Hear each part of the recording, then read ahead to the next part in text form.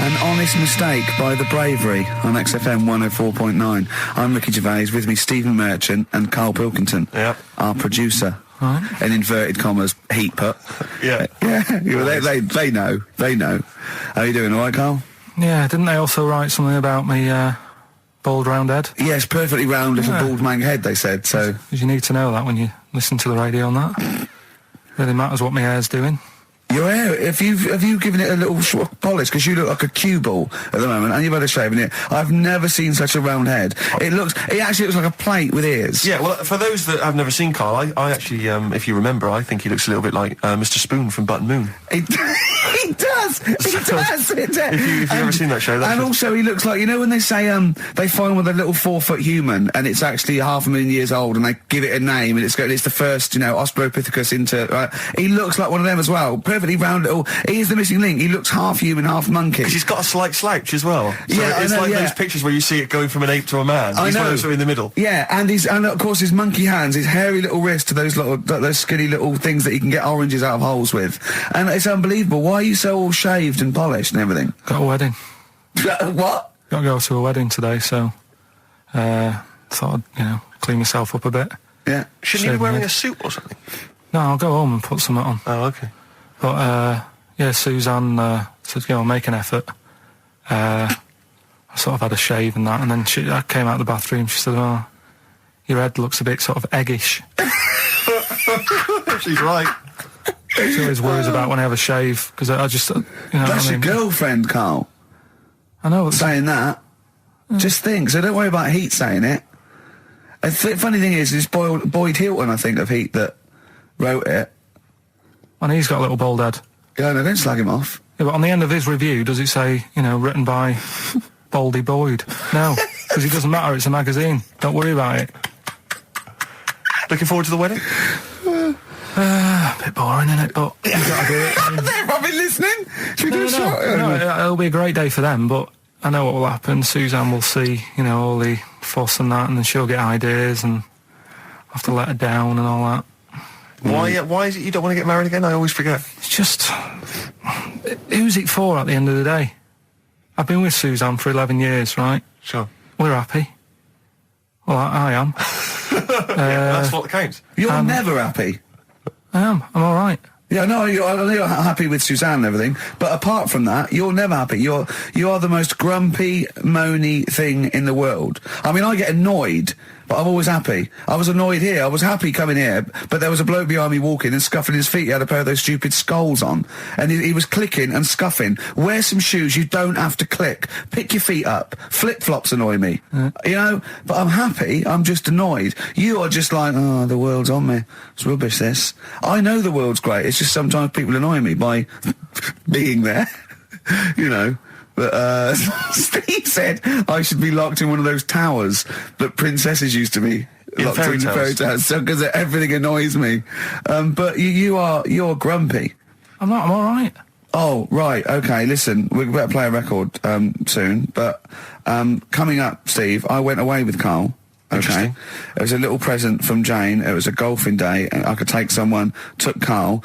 It was a brilliant day, absolutely brilliant. But it ended with us sort of drinking and chatting, and me saying, "Right, I'm going to bed," because Karl said the most ridiculous thing he has ever said. Think of that. That's something. Oh, sometimes, Karl, I think you're on another planet. Here's The Only Ones. Another Girl, Another Planet by The Only Ones. What a song! Amazing. One of my favourite intros ever.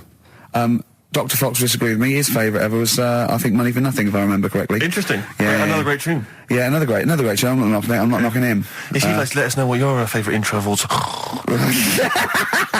That number again is over. Right. Well, we got so much to get through with this show. Let me just get this. I don't quite understand. You were given a gift.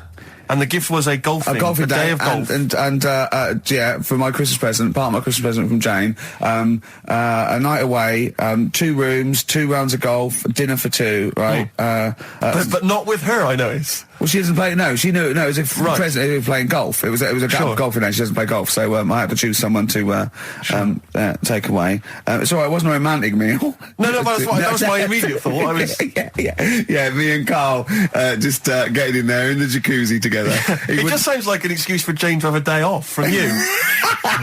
But you don't play golf, Jay. I know. Go. Yeah. Enjoy yourself. A bowling ball with my name on it. So, chose Karl, obviously. We went. It was a great day, wasn't it? Brilliant round of golf. Absolutely brilliant. Such a beautiful place in Stoke Poges. It's like a really posh place. And are you a good golf player? Well, we'll get to that. Oh, okay. Well, he bought the shoes especially for it. Oh, I'd love to have seen him in those little shoes. I know, and they were no good because they were metal spikes. We had to change them. He was annoyed straight away. He spent over £22 on these golf shoes. We hired a buggy that was brilliant fun. I was bombing along, wasn't I? I don't drive, but it was great on that buggy. Well, you've been on a buggy with me and you were a bit scared. Yeah. What I nearly killed us once. I was just taking banks and things, but you don't see sort of bunkers, and he'd scream and go, stop! And he'd put his foot down the brake, and then I reversed. At one point he sort of did a handbrake turn next to the lake, and then we had to reverse, right? And you just flick a switch and put your foot down. He did that without looking. I look behind, there's a big oak tree there. He screams, watch the tree, right? So Dukes of Hazzard. And I kept jumping in and leaving him behind because I had to go to my ball. Anyway, the first shot, I got on my driver. I honestly did one of the best shots I've ever done. It went straight down. It was great. I thought, phew, got away with that because it's always the first one because it's a clubhouse and you want to look good. Yeah. So. He tees up, and I've been saying, buy some balls. He just got 6 balls. I was going, what if you lose me? I won't lose 6 balls, right? He tees up, right? Whacks it. It goes miles, like right angles, straight into these the woods, right? He turns around, he goes, go and buy some more balls. So I'm laughing because it's like impolite to laugh, but he broke the ice for me, and I was falling around. And then his second shot, I go, you're off a 3 now. If you take another shot, he went, oh, right. So it's his third shot. He puts the ball down. He hits the ground before it and misses the ball altogether. And I was on my back, wasn't I? Unbelievable. Actually rolling about on his back. And we were terrible. I went round 107. He went round in like 119 or something. Sure. It was just rubbish. How long did it take? 5 hours. Of course. And there was no one around, luckily. But it was fantastic. So then we go and have our meal. What annoys me, I said, right, I'll go for a run. He went, I'll have a bath. I said, I'll see you at 7:45. At 7:55, I have to call him. He's not ready, so he's let me down there. Oh. I can't stand lateness or laziness. You hate lateness. Yeah, and he's let me down. Do you know his excuse? He fell asleep in the bath because there was no light bulb. There's no light bulb in the bathroom. So instantly he fell asleep, and he was late. No, do you know what I mean, though, Steve? If you're sort of, like, nice and warm and what have you. I was tired anyway. I've been stressed out for 4.5 hours, right? My life flashed in front of me a few times in that buggy. So it's all sort of wears you down a bit. I thought, right, I've got a headache. You're going for your run. I'm going to have a bath. I walk in, put the light on. For some reason, it didn't come on, but I thought, it's all right. I'll just... doesn't matter. You can have a bath in the summer, so it's light anyway. Well, there's no windows in the bathroom, so... So you were in the darkness? So I'm in the darkness. I nod off because I'm shattered. He calls up, hassling me. So I said, well, it doesn't normally take that long for me because... I haven't got, like, long hair. I've got a dryer and sure. I can sort of one wipe. Yeah, he's already 10 minutes late, though, when I called. Well, 10 minutes. 10 minutes. Lateness is lateness. Next. Doesn't matter. Dinner wasn't until 20:15, so we had, like, another 20 minutes anyway, so it doesn't really matter. Yeah, but we said 1:45. So he's calling up, hurry up. So I said, yeah, all right. So I get out and dry and like my tackle and what have you. Calls back again 30 seconds later. No, I don't, I don't like that. You're not going to do that, no. Give it a wipe. 30 seconds later, come on. So I end up going downstairs to the meal area. Naked. With a wet shirt on and wet socks. I've got headache as it is. Meant to be a relaxing weekend. But anyway, so we have our meal, which is really nice. And then we're sitting in the bar. I'm having a cigar by the fire. Yeah. Like, we're having a rather nice Pinot Grigio. Yeah. He's there going, I've got a headache. Is this 1955 that you live in? I know, yeah. It's so right. And we are knackered because he's not used to work. I've seen him moaning, falling asleep. He's not used to it at all. And you've been on your feet for over half an hour.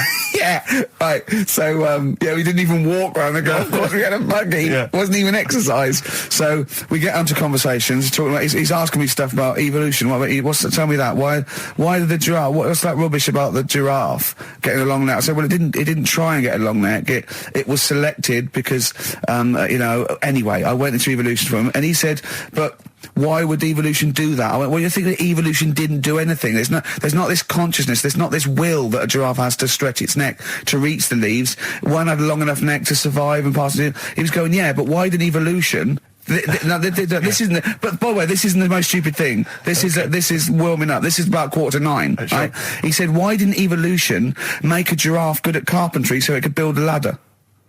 Right. Yeah. Okay. No. All right. Okay. So he's thinking around it. He's trying to pick holes in evolution. Yeah. We get on to, I said, well, things are, I said, we can see the speed of evolution in lower life forms like bacteria, viruses, they evolved. That's why soon we won't have an antibiotic that can kill some certain bacterial strains. And he said, and this is about 11:30, and I said, I'm going to bed, right? He said, in the future, they reckon that you'll be able to wake up and eat a yogurt you can have a chat with. I don't know what that means. Let's put a song on, right? No, and we'll come back to it. So you're going to explain that? Yeah. You've got an explanation? The Verve and Sonic on XFM 104.9. I'm Ricky Gervais, with me Steve Merchant and Karl Pilkington. So let's just get this right. What did Karl say? He's just specifically giving those words again. He said, they reckon, and I said, I'm going to bed. He went, no, really? I said, no, I'm going to bed, Karl. There's no point now, because, I mean, it's just like you're talking gobbledygook. You know what I mean? I might as well talk to a pot plant. Yeah. He said, in the future, they reckon, I don't know who they are. Sure. I don't know, people who post things on the internet that he reads. I think the Telegraph. Anyway, complete the sentence. They reckon that in the future you'll be able to wake up. I love it. There's always a little scenario, an embellishment, like this little. Oh, hello, darling. It's your yogurt. Hello. You'll be able to wake up and eat a yogurt you can have a chat with. All right. Well, thanks for that, Rick. I'm looking at you. I'm going to throw that over to Karl now. Right. It's when I was away on holiday, right? I got. I don't normally buy the Telegraph because it's too big and that, innit? So, but they were giving it away for free on the plane, so I thought, ding dong, might as well have it. Mm-hmm. And I saw a couple of things in it. I thought that would be interesting. I saw this thing about the future, and it was talking about evolution and what have you, right, which I always find weird, because I always think that maybe we've sort of done it wrong anyway. Do you know what I mean? I sometimes think you can't evolve. By definition, evolution can't get things wrong. Things change, that it's not successful, it can't pass on its genetic material, but if you're around, it's working. If you're around, it's working. Slugs are as evolved as they need to be. Slugs are as evolved as you and well, me. That's true enough. Yeah. No disrespect, but it works. It works. Sorry, they're around. Anyway, what's your point, Karl? No, I mean, I think we probably would have been better off staying as a fish. Just because there's more water than land, isn't there? Right. And you wouldn't drown. This is why I went to bed. No, I'm thinking of dozing off now. Yeah. No, but do you know what I mean? From what was it? It was bacteria, it was fish, mermaid, man, onwards and what have you. So anyway. Oh God! No, there are a few knowledge gaps in your theory of evolution. You generally got it right though. So I mean, basically, yeah, it went bacteria, fish, mermaid, man. What's next is the big question. So it was telling you all about this and what have you, and saying how like we shouldn't have interfered, because maybe if we wouldn't have invented planes and what have you, maybe we'd be able to fly and what have you if we really needed to and stuff like that. Okay. So we've interfered with evolution, you see. Right. Well, then it was saying, well, what's the future got? Well, yes, in one way we have interfered with evolution. Yeah, the evolution of the human being in society is changing. It's no longer based on the strongest or the fittest, because medical science can keep us alive long enough. People can pass on their genetic material where without this civilization they wouldn't have been able to. So yeah, there are different parameters, there are different pressures, there are different things that say whether we're going to pass on our genetic material or not. Okay, so in that sense you're right. And that, Rick, as far as I'm aware, has led to a yogurt that you can eat and have a conversation with. So this is what it was saying. It was just saying, we're living in mad times and that. There's a lot of weird stuff going on. One of which is... And the fellow was just saying, with computers and stuff like that, the way it is, we'll be able to wake up... Go on. Have a chat with your yogurt and have something to eat. What do you mean, have a chat with your yogurt? Because of the amount of... I mean, you have them yogurts already, those friendly yogurts. Those bacteria-friendly ones, so this is just a really friendly one. Yeah, they don't... Oh, God! I might burst! Do you sometimes, Carl, I think that we're having a chat with a yoghurt. Do you know what I mean? There can't be any difference. Yeah, but then I'm always reminded that would be more entertaining. That would be more informative. God. XFM. U2, City of Blinding Lights. I'm going to see them next week at Twickenham. Yeah. Well, enjoy that. Looking forward to it. Yeah. Thanks again for letting me know about your... old Nobbo and Edge and all that. Now listen, you just got an email there saying, can you turn up your microphone, Steve? Apparently my voice is a little bit quiet. Carl has to do one thing, make sure we're heard. That's all he has to do. Well, I can hear it. Sounds fine to me. Well, not to the listeners, and that's who we're trying to please. Well, yeah. It's one person, so they can't hear Yes, but we've only got one listener. So if he's not happy, we're buggered. You're allowed to say buggered. Not twice, certainly. Once could have been a mistake. Yeah. Twice, pointing it out is definitely, complaint material. Now, Carl, you haven't told us about your holiday yet. You were meant to do it last week and you didn't. You started on this, but we didn't have time because we had to do monkey news about a monkey who was a director who cared about lighting and stuff. Is there more monkey news this week? Is it as... okay. Is it real monkey news? Did it happen, or is it mostly embellishment in your round little head? It's proper stuff. Yeah. Okay. Good. So holiday. Where did you go on holiday? Sardinia. Good. Yeah, it's all right. Yeah. Nice food and that. It's important, isn't it? Yeah. And nice beaches and what have you. Excellent. Always like a nice long beach to walk down. Yeah. But so we're having a nice walk, right? You know how nudists do me head in. Sure. Right. Not a problem though, is it? It's not like being scared of spiders where they might jump out under the kitchen sink at you. You know what I mean? It's not a big problem having your head done in by nudists. Yeah, but it just annoys me. It sort of ruins the day a little bit because it makes me feel uncomfortable. Right. Take your clothes off if you feel uncomfortable. It's much more relaxing. Yeah, but well, anyway, right. So I'm walking along the beach, right? Lovely long beach, what have you? You know, watching the sea, picking up shells and that. And what are you wearing? What's your natural beach club? When he says picking up shells, I imagine he's on all fours going, like that. You know what I mean? Looking at things, just like washing his nuts in the sea to get them tasty. Yeah, going into the sea and then kind of shaking himself and all the water flies off. Yeah. I've just got flip flops on, pair of shorts, and like a little light shirt. Sure. So anyway, walking along, and Suzanne goes, "Oh look," right? And there's this woman, German, I think, coming out of the. How can you tell she was German? Underarm hair. I'll get to it. Forget the underarm hair. She came out. It looked like she was smuggling seaweed. I'm going to burst! Oh, God! And the funny thing is, right, she... Smuggling seaweed! Oh, God! She was a bit hairy down there, was she? Mental. I felt bad because I hadn't had a shave for 2 days, right? Looked at her, it was ridiculous. She might as well have kept her trunks on. It was just like she was wearing furry trunks, right? So anyway, so I'm walking along... So, yeah, go on then. So Suzanne's like, "Oh, look," and I'm like, "Oh, not again," because every time we go away, there always seems to be one of these. Is she by herself, this woman? Well, the weird thing was, she was with her husband, right? Yeah. But he had shorts on. He was happy, right? But every time, because I walked past her, and he sort of ran off, because he's embarrassed. Do you know what I mean? There's nothing normal about it. What can he do? He can't go, "All right, mate," because he knows it's odd, right? How old was he? Sorry, how old was she? It's hard to tell when someone hasn't got clothes on. Sure. Do you know what I mean? They always look older, don't they, when they haven't got clothes on anyway. But I'd say she was about 40, 41. Okay, right.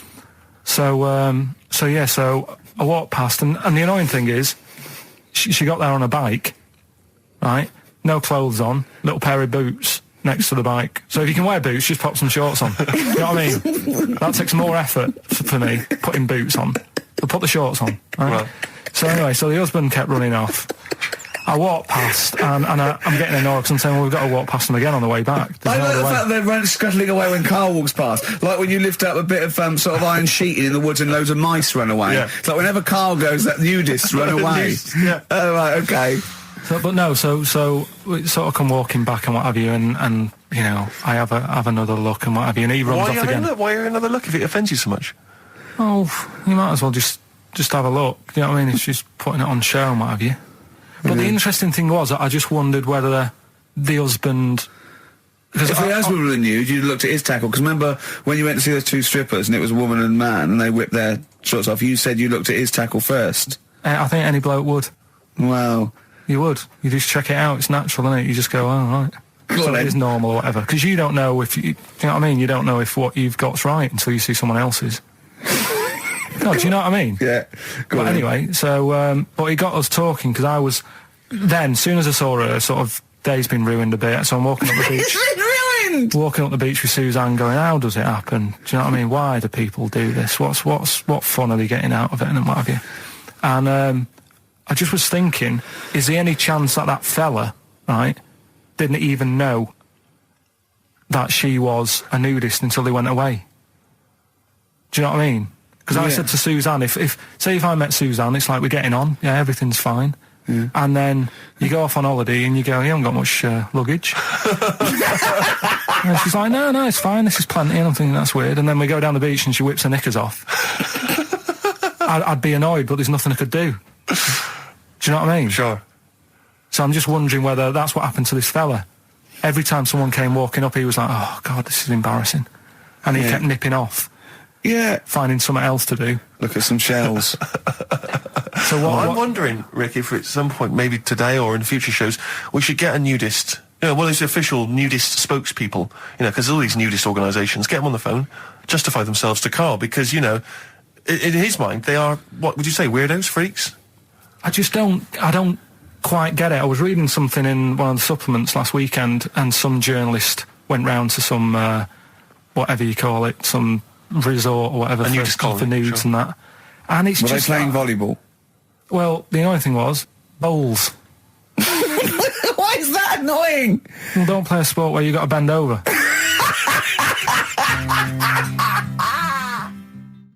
Neil Young from the album Zuma, and that's Pardon My Heart on XFM 104.9. Ricky Gervais, Steve Merchant, Karl Pilkington. We just had a text here that says, and I don't know what truth there is in this, as ever, but John says there is apparently a nude bike ride today in Hyde Park. Now, I can't believe that's the case, because I don't think it's allowed, is it? You can't ride around with your veg, can you? I don't know. Why would you want to? Well, good point. On a bike. On a bike, I like the fact that that's what disgusts him. Do you know what? If we did appeal for a nudist to call in, I'd want a very specific sort. I want a German nudist, a middle-aged man called Helmut. Okay. If there is any, or the closest one to it. So I want a middle-aged man from Germany. If your name is Helmut, you're in. But I'll accept hands. Karl would be good, wouldn't it? All right. Yeah. I think I'm wondering if the age might. Maybe we could we broaden that Okay, a just bit? a German nudist bloke. Right. Could he at least be fat? Could I find a fat German fella? If your name's Helmut, we're going to give you a big prize. Yeah. But, you know, any fat German fella who likes to get his sausage out. Sure. Okay? It's sauerkraut. Yeah. What's the phone number? 0871 222 1049. It'd be good just to get an email or a text with a contact, wouldn't it? And then I can just call them up in the week. Sure. And 83936 is the text number. I don't know what our audience demographic pans out like, Rick, but I'm suspecting that's probably a fairly small fraction of our listenership. I know, but you know, there must be someone out there. If you know a fat German who likes to get his tackle out, phones are going. Straight away. Just answer it, Karl. Just answer it. Just pot luck. It could be anything. Well, just see what it is. To be fair, it could be a nutter. It could be a nutter. But just say hello. Just tell your turn. It's not straight away. He'll stay there, won't he? He'll stay there. Well, answer it. Answer it. Leave it. Answer it. Oh, you see this? It's gone. It's gone. There you go. He bottled it. So, just as well. Well, you took too long to answer it. There's a vicar in Australia who started sort of doing his services and all that in nude. Hot, isn't it, out there? Yeah, where'd you get the churches aren't. Churches are pretty cold. It was on some website. Of course it was. Yep. Just saying about a vicar and that who's there's a lot of nudists and that who want to get married. Do it, you know. Don't mess about with the wedding dress and that. Just snip up. Cheaper, isn't it? Well, I suppose it's so. I suppose if you believe in God, you believe that That's the way to be, innit? Because Adam and Eve and that. Yeah, but then in Adam and Eve, the shame made us dress up, didn't it? Yeah. Eating the apple and things. Yeah, but God didn't want that, did he? No, he wanted to see it all. He was loving it. He was having a whale of time getting a life full of all of that, and then the snake said, cover yourself up. Stitched him right up. So if you believe in God, which clearly I don't, do you believe in God, Carl? Don't know, I don't really worry about it. It was ages ago, wasn't it? So, you know, if it's about, whatever. Not that bothered. Adam and Eve is pretty interesting though, isn't it? It's not, well, how is it interesting? He made man out of dust. Then just because he could, he's having a laugh. Then he made her out of one of his ribs. Again, he'd like to vary it a little bit. Then they had 2 sons, which gave rise to the entire human race. What was going on there then? What would have happened if they didn't get on? That's interesting. Sometimes with pandas, they don't fancy the other one, do they? They go, well, that's my choice. One. You've brought me one panda from Lisbon Zoo, and I've got to shag that. What if I don't fancy it? What if they bring in a right slapper? Do you think what if it's the equivalent of like Love Island, whatever it's called? It was like Celebrity Love Island. Yeah, and they're going, I am not shagging that slapper. Every panda in the world has seen that dirty old mott in magazines. Why am I meant to mate with it? I've got some dignity. Are you talking about Adam there or Panda? Was that... either is fine, I suppose. No, do you think that Adam had any say? When God was making Eve, was he saying, can make the boobs a bit bigger, would you? And then... I'm blonde guy, I'm into blondes, really. I mean, I don't know, did he have any input, or was it just... I don't know. Well, I suppose it was one of his ribs. I know, but he's probably restricted. You go, well, I'm working with a rib, Adam. Give me a break. There's only so many things I can do. Well, he was probably in kind of intensive care, wasn't he? With the whole. They go, well, I can't just keep making the boobs and things bigger because their legs will get short. I don't mind short legs. Yeah, make the legs longer. I don't mind no legs. I don't mind no legs. As long as the boobs are sizable. I tell you what's weird though, Steve. Right? Everyone's heard of like Adam and Eve. Yeah. What's the surname? Yeah, where'd they get their post from? Unbelievable. Now listen, before you play the next tune, we should just, we were trying to mop up some stuff from the last couple of shows which we haven't dealt with yet, one of which is an obsession of yours, because we're on a radio station, Ricky and I come in, we bring in CDs, music we love, it means so much to us, we adore it. You don't really care about music, you work at a radio station, it's just, I don't care. I do. No, you don't. I do like a good track. I don't like everything that comes out and everyone raves about. Yeah, you thought the iPod wasn't worth it because you named the 5 tracks you'd like. What was it? It was In the Ghetto, Babushka, Living in the City. What was the other one? Killing a Georgie, and there was one other one or something. And you just only like songs with a story. Yeah, but then there's a reason to listen to it, isn't there? Well, no, only story once. going on. No, because you might forget the ending. Listen to it again. Yeah, anyway, you've been listening to Babushka quite a lot, is that right? Because you've really got into your head now, you're trying to decipher the story. When I've been sort of asking for songs with stories, people have texted in, emailed in and whatever, and I've had a couple, last time we did the show. So I've gone, oh right, that sounds interesting. And Babushka, when I was away on holiday, I listened to it a few times because I like the story. It's a good little story going on. You got some thoughts on it there, have you? A couple of questions. We'll have a listen to it. Let's have a listen to the track, and then I know you've got some queries you'd like to raise. It's just about a woman in it who, I don't know, she's ugly or something, aged badly, and her husband gets bored with her. Have a listen, see what you think. Right? XFM. You're listening to Magic 105.4. That was all the way back to 1979. Kate Bush, Babushka.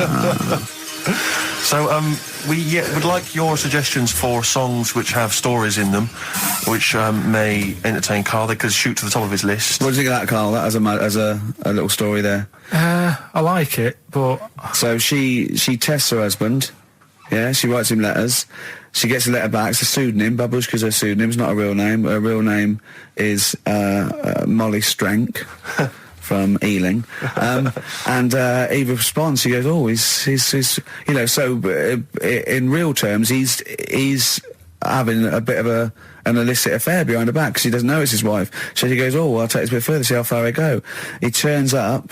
She turns up, he gets it on with her, and he's falling for her because she's acting like she used to act, But was he just playing along with it? Was he like, No, it's not, because they'd have said that in the song. They don't leave it up to... Some people do that, don't they? Well, it wasn't. Kate Bush would have said, and by the way, he's playing along. She'd have given us a clue. He's not. He's fallen for it.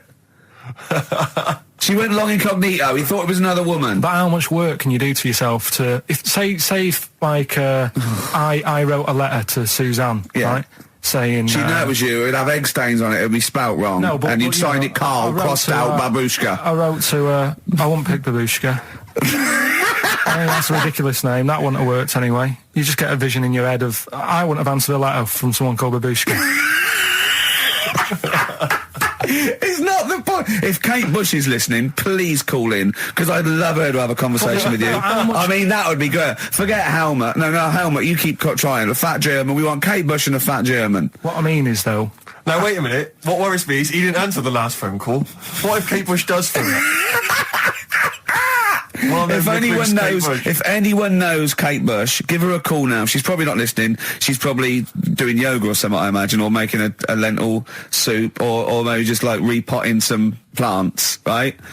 Or practicing piano, right? But if anyone knows Kate Bush, got a number, call her up now. Say, tune into XFM. There's a little bald mank fella wants to talk to you about Babushka, right? But how much? But Helmut, don't worry, you'll get your chance. The phones are going. That could be Kate Bush. That could be Bush. You better That could not. Don't worry about it. It's that could be Kate Bush. I know for a fact it isn't. Okay, answer it. XFM. Half Light by Athlete on XFM 104.9. Ricky Gervais, Steve Merchant and Karl Pilkington. Karl, right. 2 o'clock. Let's get Rockbusters rolling. I should just, if people aren't familiar with Rockbusters, then someone has actually sent in one of their own to test Karl. They've used, I think, the same principle that Karl has, which is, utterly random. Yeah. As you said before, really just try and think of something that he might be thinking of. Sure. So I'm going to... I mean, she's done it quite coherently, but I'm wondering if I should sort of say it more as Karl might say it, just slightly less... More different every time. Yeah, slightly less coherent. So, Karl, this is one for you, all right? Go on. It's Sunday morning. I'm just... I'm in bed, but I don't sleep, but, like, Hollyoaks is on, the omnibus, I'm just watching that, I go and make a lovely cup of tea, in the bed with Suzanne, aren't I, having a cup of tea. What's going on there? Just watching the telly and that, but hang on, I haven't got anything to dunk in me, in my tea. I haven't got anything to dunk in my tea, have I? Yeah, I mean, I haven't got anything to dunk in there, and I'm just having, what am I doing? Is it LB? It's LR.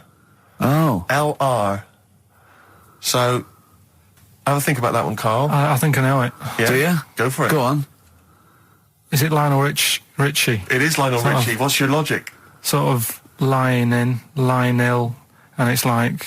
No rich tea. No rich tea. Yeah.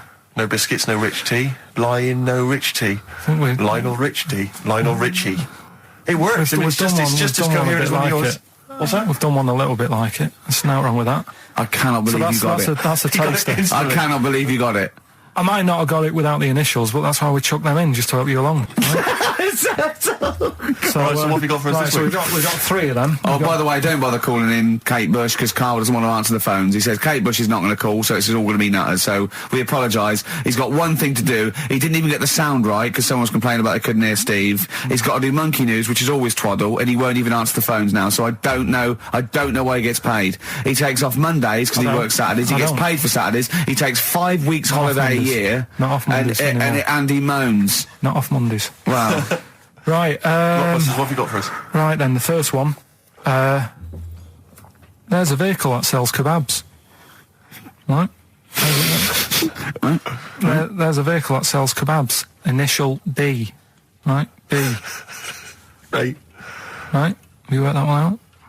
Of course I haven't. Right. The second one. You're asked if you want that bit of the egg. You what? You're asked if you want that bit of the egg. You think about it, but we sort of decide against it. And again? What's going on there? You're asked if you want that bit of the egg. You think about it, but you go, nah, I'll go against it. Right? I've got it. Is initials W or Y O? Yeah. Got it. Right, so... Okay. Yeah. That one works. Right. No, it doesn't. No, it doesn't. No, it doesn't. Yeah. And the last one, I don't think this burger will catch on. I don't think this burger will catch on. Yeah, and the letter there is M. So you just text or email in with the answers and win some stuff. What have we got? We've got some prizes. We've got another box set of the League of Gentlemen. This is instant gratification, but you go into a draw for something bigger. So what have we got today? Yeah, well, today, this is what you're taking home today. You've got the League of Gentlemen, the complete collection on DVD. That's worth having, definitely. We've got Catterick, which is the current Vic and Bob show on BBC Two, which is good. The Aviator, the award-winning Leonardo DiCaprio, Martin Scorsese biopic, and once again, Ladder 49. We're giving that away again, are we? Yeah. Apparently do we get a job like those? We got loads of them. We got boxes of them, stacks of them. Yeah. Excellent. So email in if you just want a copy of Ladder 49. I'm sure we could dig one out for you. yeah. Or phone in, because Carl does not answer the phones. Right. And remember, the winner goes forward into the chance to win the big prizes, the signed Homer drawing, the signed Nigel Tufnell poster. And you go to rickygervais.com and see Matt Groening actually drawing that to verify it. Bet Lloyd Cole won't. Never anyone has it? Has it? Lloyd Cole, Impossible Girl, on XFM 104.9. Wow. Rick, I'm just reading an email we've had, and it is indeed true. Scores of naked cyclists will be wheeling around London today in a mass protest against oil dependency. The World Naked Bike Ride will see the arresting sight of up to 200 daring riders bearing all in their cycle past some of the capital's most famous landmarks. Have they got to wear an helmet? Are they against wearing a helmet? Well, I think they're trying to make a statement, I would imagine. I don't know. Well, they don't have to wear a helmet. It's not law to wear a helmet on a bike, is it? It's for your own safety. It's sensible. You're right, yeah. Well, it's also sensible to just pop some pants on. Pop some pants on. Are you going to be popping down there and cheering them on? I'm not going anywhere near it. What are they going against? What's the problem that's going on? Oil dependency. I think, generally we're consuming too much oil, aren't we, in the world, and it's going to run out one day, and we've not got any alternatives. Talking of campaigns and things and that, did you see Sir Bob on Jonathan Ross last night? Sir Bob Geldof. Sir Bob Geldof. Yeah. Are you going to walk to Edinburgh or sail to France, Carl? What do you think of all this? The G8?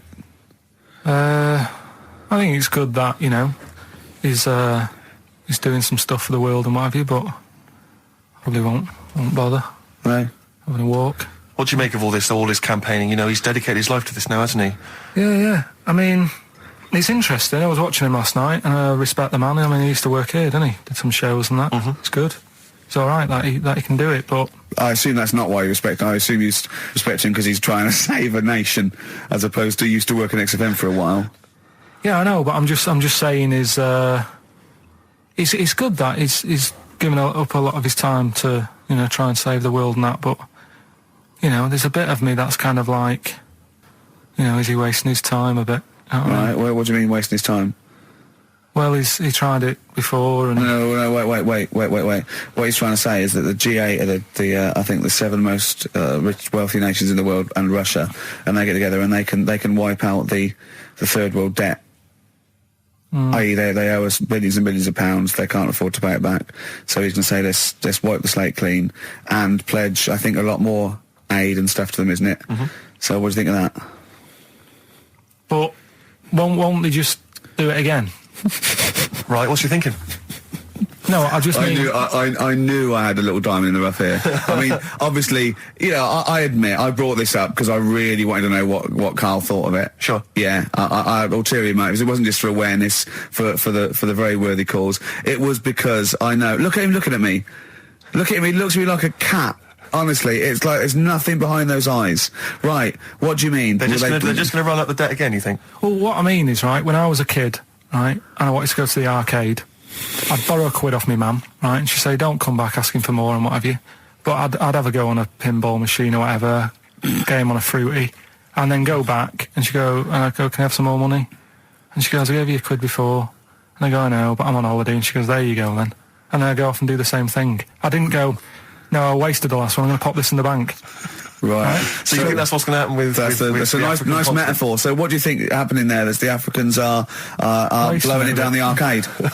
Instead of putting it towards a fishing rod, they're blowing it down the arcade. I'm trying to win a watch. Look, I've got 100 goals. I think this thing is dodgy. Yeah. I'm trying to win a fluffy toy. just... That's what Bob's saying, you're never going to get the Snoopy. You're never going to get the Snoopy. It's always going to fall out of the little claw before it gets to the claw top. is not strong enough. Yeah. Do not waste it. No, Midge. Midge, you have to write a song. Write another song, mate. They've blown it down the arcade. Brilliant. So that's your genuine logic, is it? Well, I just don't know... if they put me in charge of it, I don't know what I'd do. I just think it's a... Could I just say that will never happen? No. Could I just say to London, and anyone listening on Saturday, don't worry, Karl is not going to be put in charge of G8. It's not going to be him, Blair, Chirac. That would be a joy if it were. That would be amazing. But anyway, so let's assume some alternate universe you are in charge. What would you do? Monkeys, obviously. It's like Planet of the Apes. What are you going to do? You're the only person with opposable thumbs. What's your solution? We've done a lot of it, haven't we? We've sent, money out there. We've sent them clothes and that. Yeah. Have you? It's gone. You say we. Have you sent? I've done loads for charity. Go on. No, loads. I've done loads of stuff. Go on. For what? Oh, I give stuff to Oxfam. Yeah. What stuff you don't want anymore? Yeah, junk. You mean? Well, yeah, but it'll be all right for them. I mean, I said to you the other day, like when they collect clothes for over there, I don't know, none of my stuff's going to fit them well.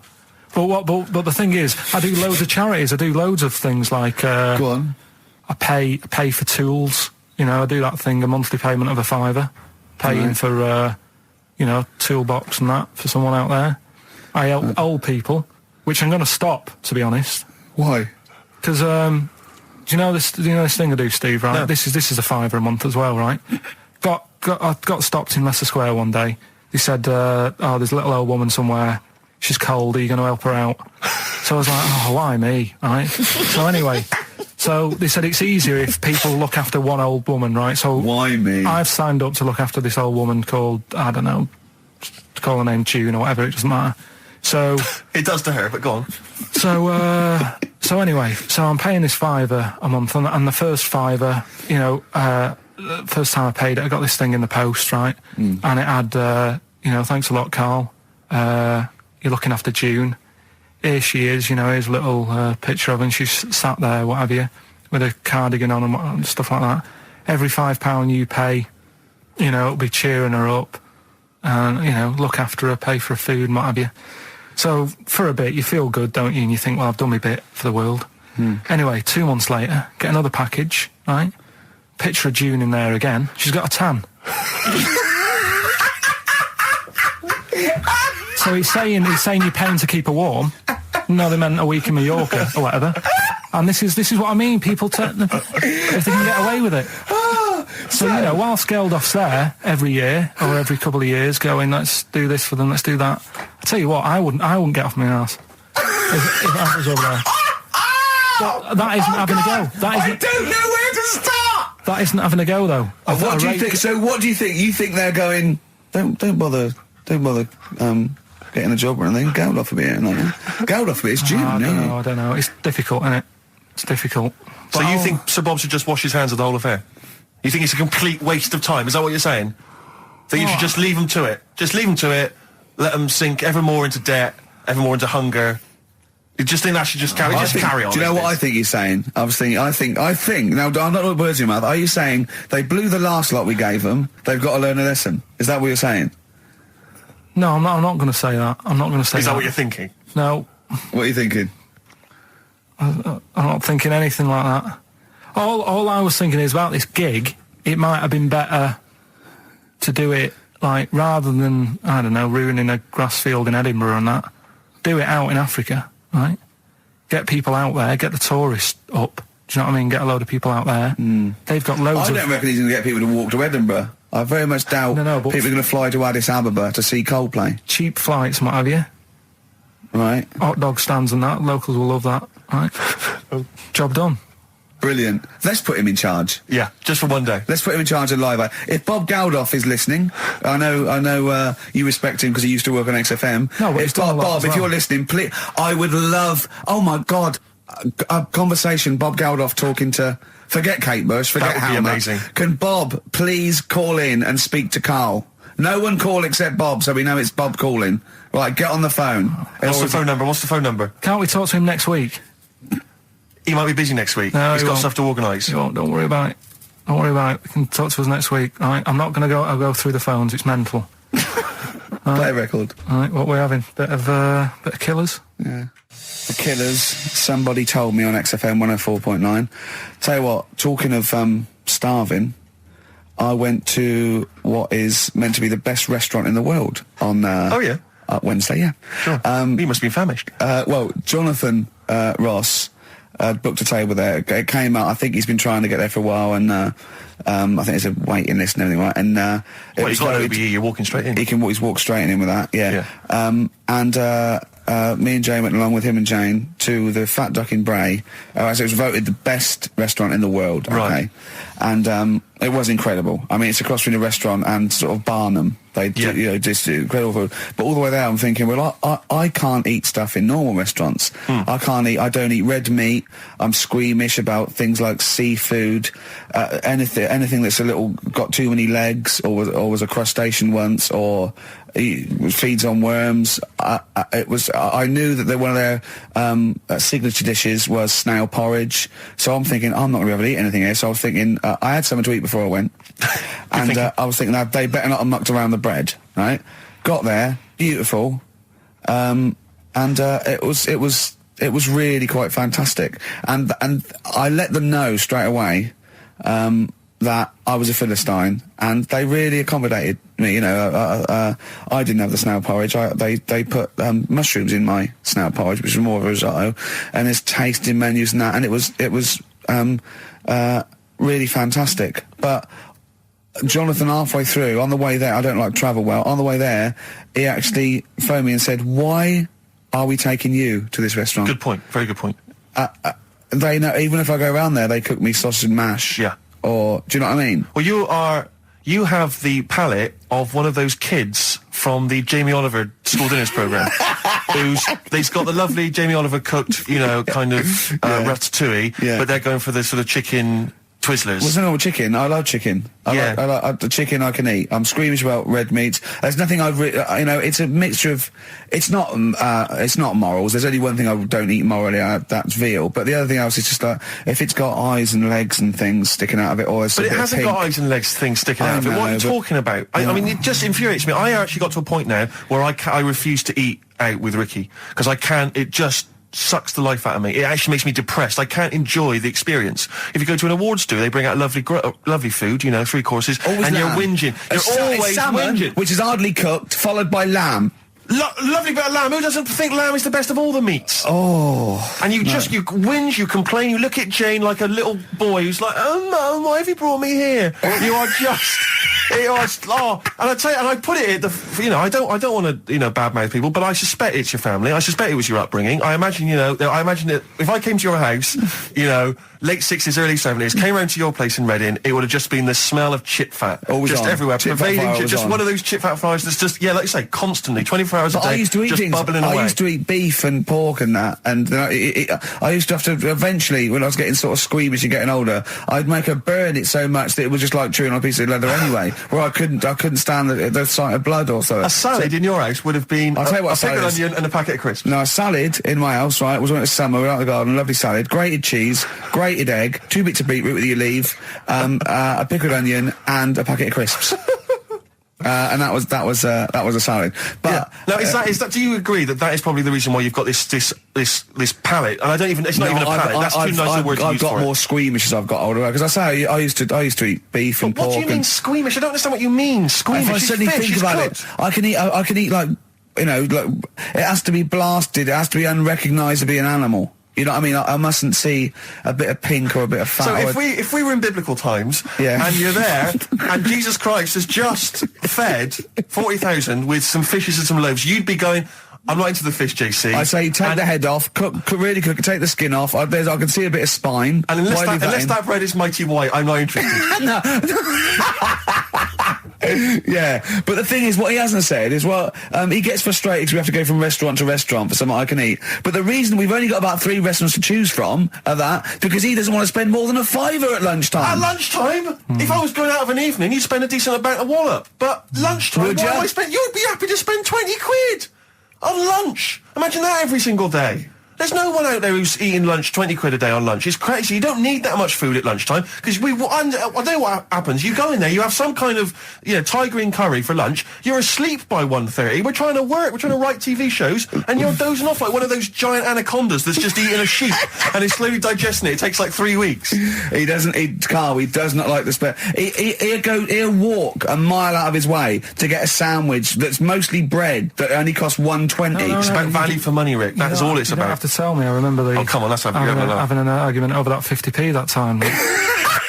I don't want to bring it back up again. Here's the situation, Carl. I lent you 50p, and you decided you weren't going to pay me back. It should be to my discretion if I say, don't worry about it, Carl. You should offer me the 50p, go, there's that 50p I owe you, and I'll go, don't worry about it, Carl. But you didn't even do that. No, it's the way that you were, like... I said, where's my 50p? You went, oh, you don't need that. That's not your decision, I didn't say that. I said, I don't think I've got it at the moment, or whatever. Rubbish. And you're going through my pockets and that. Rubbish. 50p. Ridiculous. You've just given him a keg of beer for free, hadn't you? Well, let's not go over it again. I mean, I just think value for money is important. Like now, okay, so for instance, in the morning I have to get the tube, but you can get a travel card, zones 1 and 2, right? It's about £4.70, I think. But before 9:30, it's about £6.50. All right, and then at 9:30, when the clock, literally on the clock ticks over to 9:30, it's £4.70, right? Now sometimes I'll get there, I'll be about 9:20. Now, you'd be saying to me, oh, just spend it. And I'm thinking, I've got 10 minutes. I'll perhaps read the paper, wait for it to click over to 9:30, and then I can get a cheaper ticket. Now, surely that makes sense. Surely that's logic. Don't you? I mean, if you were in that situation, Rick, if you were there, right, and you had, let's say you had 3 minutes to wait before 9:30, what would you do? Would you stand there and wait? No, because waiting to me is worse than anything. It's madness. It's madness. I can't stand queuing. I can't say, no, I'd pay, yeah. How long would it have to be before you'd wait? If there was like a minute on the clock to go, would you wait? If they literally said, if you wait 30 seconds, I go, all right. Well, that is the case. That literally is the case. Okay, but not 10 minutes, no. What about you, Carl? I'd feel if it was 30 seconds, I'd feel flash going, I'd spend £3. But if it was like a couple of minutes, I go, oh, it doesn't matter. I just wouldn't. Madness. Yeah. Think about how that tots up over the years. Amazing. Carl, what about you, Carl? Would you do it? It depends, doesn't it, what your job is and that. If you're a doctor, you've got to get to, go and save someone or whatever. You can't say, oh, just 10 minutes. Depends on the situation. Depends. Most of the time, I've got to get in work early. I can't be hanging around till half 9. But you don't know, do you? I've called him when I was filming. I've seen him do one day, right? I've seen him for one whole day. He went away. He fell asleep at 7:45 in the bath because he was knackered. So he has 5 weeks holiday a year. He's taking the piss. XFM. Feeder, pushing the senses. Quite a food-related sort of show, isn't it? It is. Thinking of gluttony, did you see in, I think it was Heat magazine, it was former Pop Idol winner Michelle McManus. Oh, yeah. She's lost a lot of weight. Oh, yeah, she's lost 5 stone, hasn't she? Please see that the headline was, I used to eat 12 packets of Doritos a night. At night. 12 packets of Doritos. I just like the idea that you got to 11 packets, and you're thinking... One more do it. Still a bit peckish. One more do it. Yeah. yeah. Oh, unbelievable. But someone sent in a couple of odds and ends news stories, they've gleaned off the web. And apparently Britain's fattest family have shed 23 stone. One of them died? Between the 5 of them... Oh, come on. Between the 5 of them, the Phillips family from Worcester weighed more than 100 stone. Jesus. Well, how many are there, though? They spent 5 of them, and they spent £300 a week on food. An evening meal consisted of an all-you-can-eat Chinese buffet and another ice cream stop at McDonald's. The mum, she was generally happy, like Carl is, but she said she used to get upset when she couldn't buy clothes for her kids because the shops didn't stock anything above XXXXXL. It says Mitchell, 13, was the heaviest of the 3, weighing at 27 stone. By the age of 4, he was Britain's fattest toddler, weighing 10 stone. Is that competition still going? He broke 5 bikes. He broke 5 bikes by buckling the wheels. Oh, that's I know you're always embarrassing, kind of fat kids, Carl. Chasing an ice cream van. Yeah. But the bike just fell apart. Yeah. Who knows? Maybe now he's on that nude bike ride, because he's lost some weight. Oh, that would be painful, wouldn't it? If one of them buckles. Yeah. Well, I've got another food-related item here. Now, Carl, I got a little email via my agent sent from someone here, okay, sent from someone at XFM, okay, and I won't say it was, she just said, I thought this might be good for Ricky to use on Saturday, and obviously what happened is Suzanne has sent you an email in the week, it was Wednesday, and you've returned it, but I think you've returned it to the wrong email address. You returned it to someone here who, of course, immediately forwarded it to my agent for ridicule on the show. Don't panic, it's nothing that bad, okay? It's an email from Suzanne talking about your tea that night. Was Suzanne out on Wednesday night? Was the an England game or something? Yeah. So you were alone. You were home alone, were you, Wednesday night? Yeah. Did you enjoy your meal? Was it a quiche? Go on. Right. From Suzanne to Karl. Take the quiche and put it on the baking tray. Cook for 30 minutes on 190. Take lettuce and put on plate. Take 3 tomatoes, wash and chop into quarters. Place on lettuce. Take an avocado, chop in half. Remove the stone. Peel skin and slice. Place on salad. Put salt and pepper on and a dribble of olive and balsamic vinegar dressing. Right? In brackets, small bottle behind the cafetiere. Right, in case he's reaching for bleach. Yeah. That's it. She had to put everything else away. Right? Then sprinkle a smidge of parmesan on top. Remove quiche from oven, cut into quarters and put on plate. Eat. Oh, wow. Does she have to do that every single time? She's like... No, it's just that I'm not that good at cooking, right? And to be honest, that was a lot of hard work. I didn't bother warming it up. And I did without the avocado. Why? Too much messing about. He didn't even do that with instructions. It was too much. But yeah, I'm not that good at cooking. And That's not cooking though, is it, Karl? That's heating up a slicing. quiche. That's cooking. It is making the quiche. Yeah, but I'm just. Could you have figured that out if she hadn't left that note for you? Why does she have to tell you what the olive oil and balsamic vinegar was? Because I've put sort of cooking oil on my food once, and I said, oh, it's a bit. He's ever since, right? Years ago. I'm gonna die. Years ago, leaving Mr. Magoo at home. It was ever since I put sausages in the toaster that. What do you mean? I nearly set the flat on fire. Because do you know, like when you're grilling food in a pan and all that? Yeah. Sort of sausages spit and it goes everywhere, doesn't it? And it makes everywhere greasy. In the toaster. So I thought, well, just want to warm them up. Yeah. Bung them in the toaster. Yeah. What happened? And she sort of caught. Well, they got stuck and they sort of caught on fire. I imagine. She came in just as I was sort of plunging it, and what have you, came in from work. Said, "What are you doing? I said, I'm in sausages." Well, the oven isn't on. I know they're in here. What, you turn it off? Panicking and that. But I've never been into it. I've never been into cooking and that. At school and stuff, I didn't bother doing it. Oh, every time Suzanne comes home, she must think, please be the house still there. Yeah. Please not let me hear a fire engine as I come round this corner. Oh, God. She comes and goes, oh, God, thank God. I bet she's always happy to see you when she gets home and you haven't burned the place down or introduced some howler monkeys or something. Unbelievable. What I find extraordinary is there are people who are in sort of care in the community who don't need instructions on how to prepare food. Oh, they do. They can do it. Yeah, you show them once. Yeah, they do. Whatever you do, don't put sausages in the toaster, Johnny. Do you know what I mean? Yeah, and they've don't, learnt it. They don't put sausages in the toaster. Yeah. What do they put their fingers in? But, yeah. Are we doing Rockbusters answers? It's what London's waiting for. I'll tell you what, we'll play a song and then do Why not? Rockbusters, yeah? It's worth waiting for. Have we still got Monkey News to come? Yeah. Oh. Roxy Music with the old Dylan classic Hard Rains on XFM 104.9. Mixing it up, just mixing it up, mixing and matching. We've got Neil Young, we've got a bit of Roxy Music, we don't care, do we? They were right up, bang up today with some of the latest tracks from Feeder and the like, so... Yeah, big time. But it's what we're waiting for, it's the Rockbusters answers. That's right. Right. Okay, give us the clue, give us the answer. Right then, first one... Hurry up, because we haven't got long for Monkey News. Don't worry about it, don't worry about it. First one. There's a vehicle over there that's... it's changed? Selling kebabs. Oh, it's changed, go on.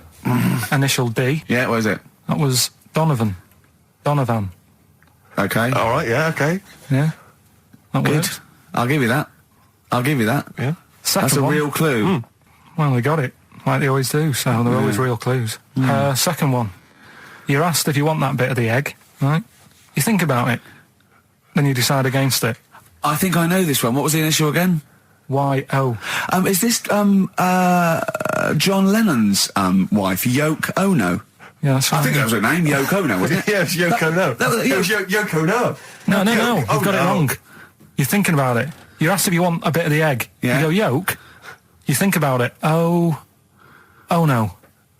Oh, so you say it twice, you stutter. So No, it's no. Yolk, oh no. No, you didn't her wrong. name's Yoko Ono, though. Yeah, Yoko Yeah. Ono. Listen to the clue again. Okay, no. Listen to the clue. So what you say is, do you want this bit of the egg? You think, oh, the end of it. No. Yolk, oh no. That's Yolk, right. oh no. Yolk, oh no. Yolk, oh no. Oh, yolk. Yeah, go on, brilliant. Yeah, okay, yeah, Yoko Ono, yeah, go on. Works Yeah. perfect. Next, yeah.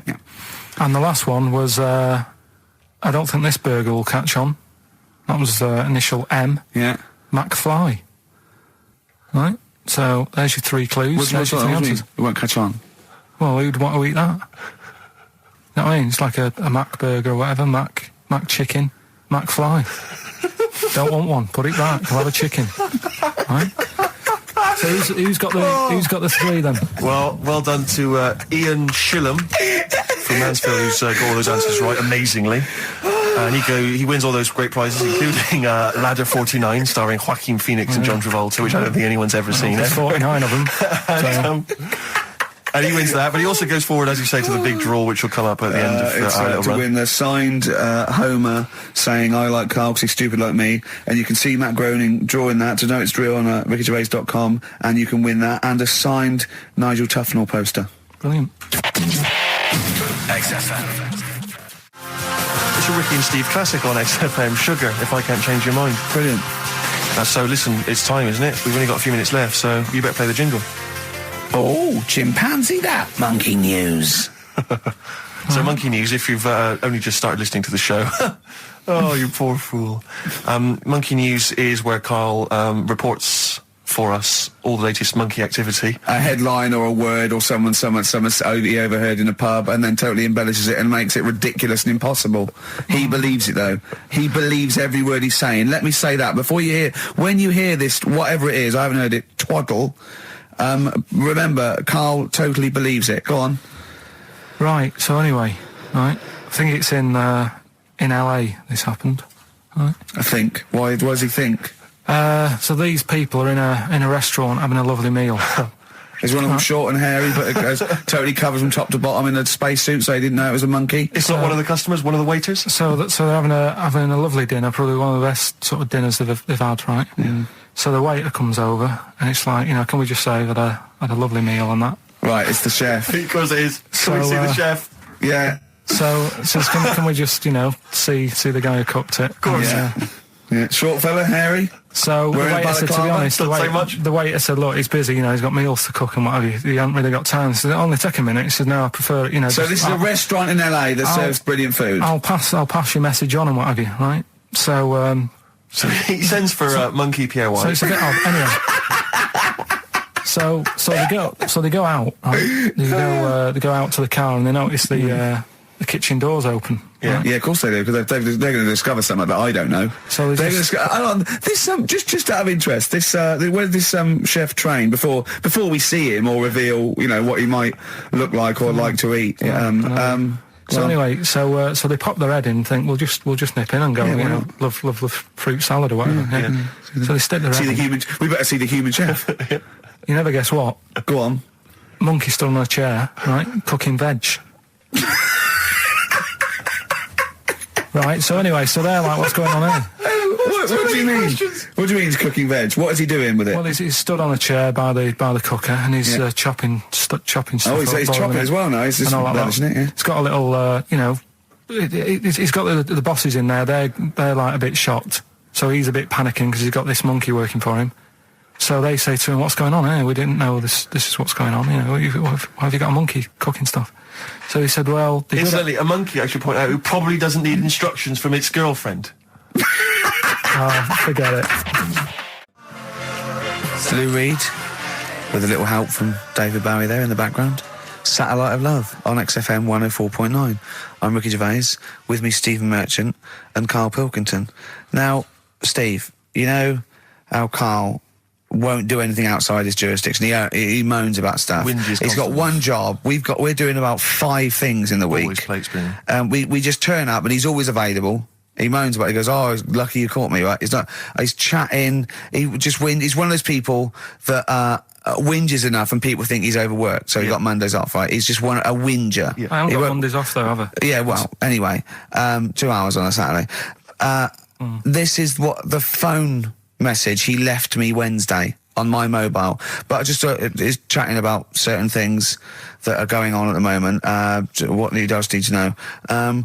Duncan, who mentions, is my agent, and you understand a few other things. But this is the sort of message I get from Karl, right? Whinger. Old messages. All right, 12:10, Wednesday. Just getting loads of people calling me all the time about shit. Yesterday, DVD's signing for BBC London. I don't work there, but I've been dragged into that. I've got a woman on leaving a message from Talk PR going on about, do you want to go and see Pop Idol again? Right? They're just saying you and some listeners can go. So I'm sure you'll love that. I've got Jim Benner wanting you to introduce the tin buckets at the Astoria. So can you just let Duncan know that I'm doing his job whilst he's sat on his arse with his thumb firmly up his arse? Can you let him know that I'm running around like a here sorting shit out for you? Alright, see you later. Message left at 12. Do you know what I mean? I know, but that's the kind of phone message he's leaving. Do you remember who he was before you? But he's even annoyed that he gets a phone call. I remember he got a phone call for you to do a voiceover and didn't pass it on. You missed a voiceover. That was thousands of pounds. No, I did pass it on though. I told you. You said someone had phoned. Yeah, that's not good enough. But who's that? Well, she didn't say, and I didn't ask. But of course she said. She didn't say. Rubbish. So you didn't take the number down? Just when she went, "Oh, can you tell Steve to call me?" And you went, "Yeah." Yeah, well, I just thought you'd know her already. I should have known. It was a woman, so I should have known. He's having a go, you see? Unbelievable. I don't know how it's come back on me. You're the one who was picking on it. Yeah, exactly. I'm saying. I'm defending. Why is he having a go at you? He never picks on Ricky because he knows you are his bread and butter. Seriously, do you know what I mean? The only reason he's got Mondays off is because you're still doing this show. Yeah. That's why he's scared of you. That's why he has a go at you on the phone, but he always picks on me because he knows, I'm a pushover, I'm a nice guy. He's scared of you. I can't believe I don't know how it works. Is that true? Steve, I'm always sorting you out. I look after you. Sorted you out with tickets. I'm not saying you don't, but I've got you today. Why are you picking on me? What do you mean you're sorting about tickets and lager? What's this? Right, whenever you want tickets. Yeah, sorry, I don't want to use this as moaning time and that, because I don't like to moan. I'm busy and that, right? I've sorted you out tickets for gigs. Yeah. Right? What somebody doesn't even turn up to. Yeah, we won't even go on about that. Yeah. Right? Lager. He was sorting out the Cure. He complained it was boring. Yeah. It was that big drum of lager that you had, and you said, "Oh, put that in your room for me, because I don't want to carry it home." Right? Lazy. So I said, "All right, then I'll put it in my room." It goes missing, it gets nicked. Then you have a go at me because it got nicked. Yeah. I get you another one. You make me carry it around town for you for half an hour. Then you say, "Oh, I can't be bothered taking it home. Can you take it back to work for me?" Yeah. But interestingly, this is like a year ago, so it's obviously still pressing on you. Oh, hang on, and I forgot the one when we had an argument over 50p. When I went out for a coffee. You didn't want to give me 50p back that you owed me. That was the same day you'd given him about 40 quid worth of lager. But see, this is my problem. This was my point at the time. It's not the 50p in terms of money is not what's important. The fact that you think you don't have to give me money back because it's only 50p, that was the point at stake. It's me who makes a decision. Oh, don't worry about the 50p, not you. It's only 50p. I'm not going to give it to you. Do you know what I mean? There's got to be rules, otherwise it's chaos, Karl. Come on, mate. All right? I don't want to fall out about it. No, it's not all right. Should we kiss and make up? Do you want that? Do you want it's that? all right. Yeah. Well, should we play a little record and come back to this? Because I can't believe it started with you slagging him off, Rick, and I've ended up as the monster. I know. Bit of R.E.M. Yeah. Out of Time by Blur. Luckily, we're not out of time. Got another hour and 25 to go. So it's not over yet on XFM 104.9. I'm Ricky Gervais, with me Steve Merchant and Karl Pilkington. We've had quite a lot of emails, as ever, Rick. I should just say, because we're very lazy. It's a much listened to show. We're very lazy people, and we rarely reply or read out the emails. But I never read the emails. Absolutely. So I rely, if I haven't replied to them, or my mail, Steve opens my mail and reads my emails. So if I haven't replied, it's just because he hasn't passed it on to me. Yeah. Okay. But I haven't passed it on to you because I know you'll never reply. Sure. So, I'm just cutting out that. But I just want to say thanks for the emails. We do read some of them, and we do appreciate the fact people send in jokes. I appreciate it. I love it. As long as I don't have to do anything towards it. Sure, we had an email from Jack. He just said he missed the last 2 weeks' shows. Has he missed anything? Not really. No, it's the same stuff. Same old I rubbish. think last week Carl was having a go at Chinese people not aging well. He had a go at the gays, and he came up with a ludicrous story about a monkey that was impossible. Yeah, exactly. So I don't think Jack's missed much. No. Go on. No. We've just had an email from the Pringles people. Oh, right. Good, because it's finally started to happen. I hear these stories about people getting given cars and Armani suits and trips abroad, and we haven't had no. But finally, people are starting to, realise what we're doing, our impact on society, Yeah. and we've got a whole box of Pringles sent to us. Not on those little tubes, the proper tubes, the foot-long tubes. Yeah. So. And well, what have they said? Well, the Pringles guys they want have them said, back. No, they've said they like the show, and if you want more Pringles, give them a call and they'll send you more want Pringles. more Pringles. Yeah. I bloody love Pringles. Yeah. Pringles are... The thing about Pringles is, they're Moorish, right? Yeah. But how would I put it? You know the sort of thing when I open them, Yeah. and by that when I pop, Right. yeah, I have to eat the. Well, okay, how can I put this? When I pop, I can't stop. What do you mean? I don't... Well, when I pop them open, I can't stop eating them. Right, open. when you pop, you can't stop. Yeah. Yeah.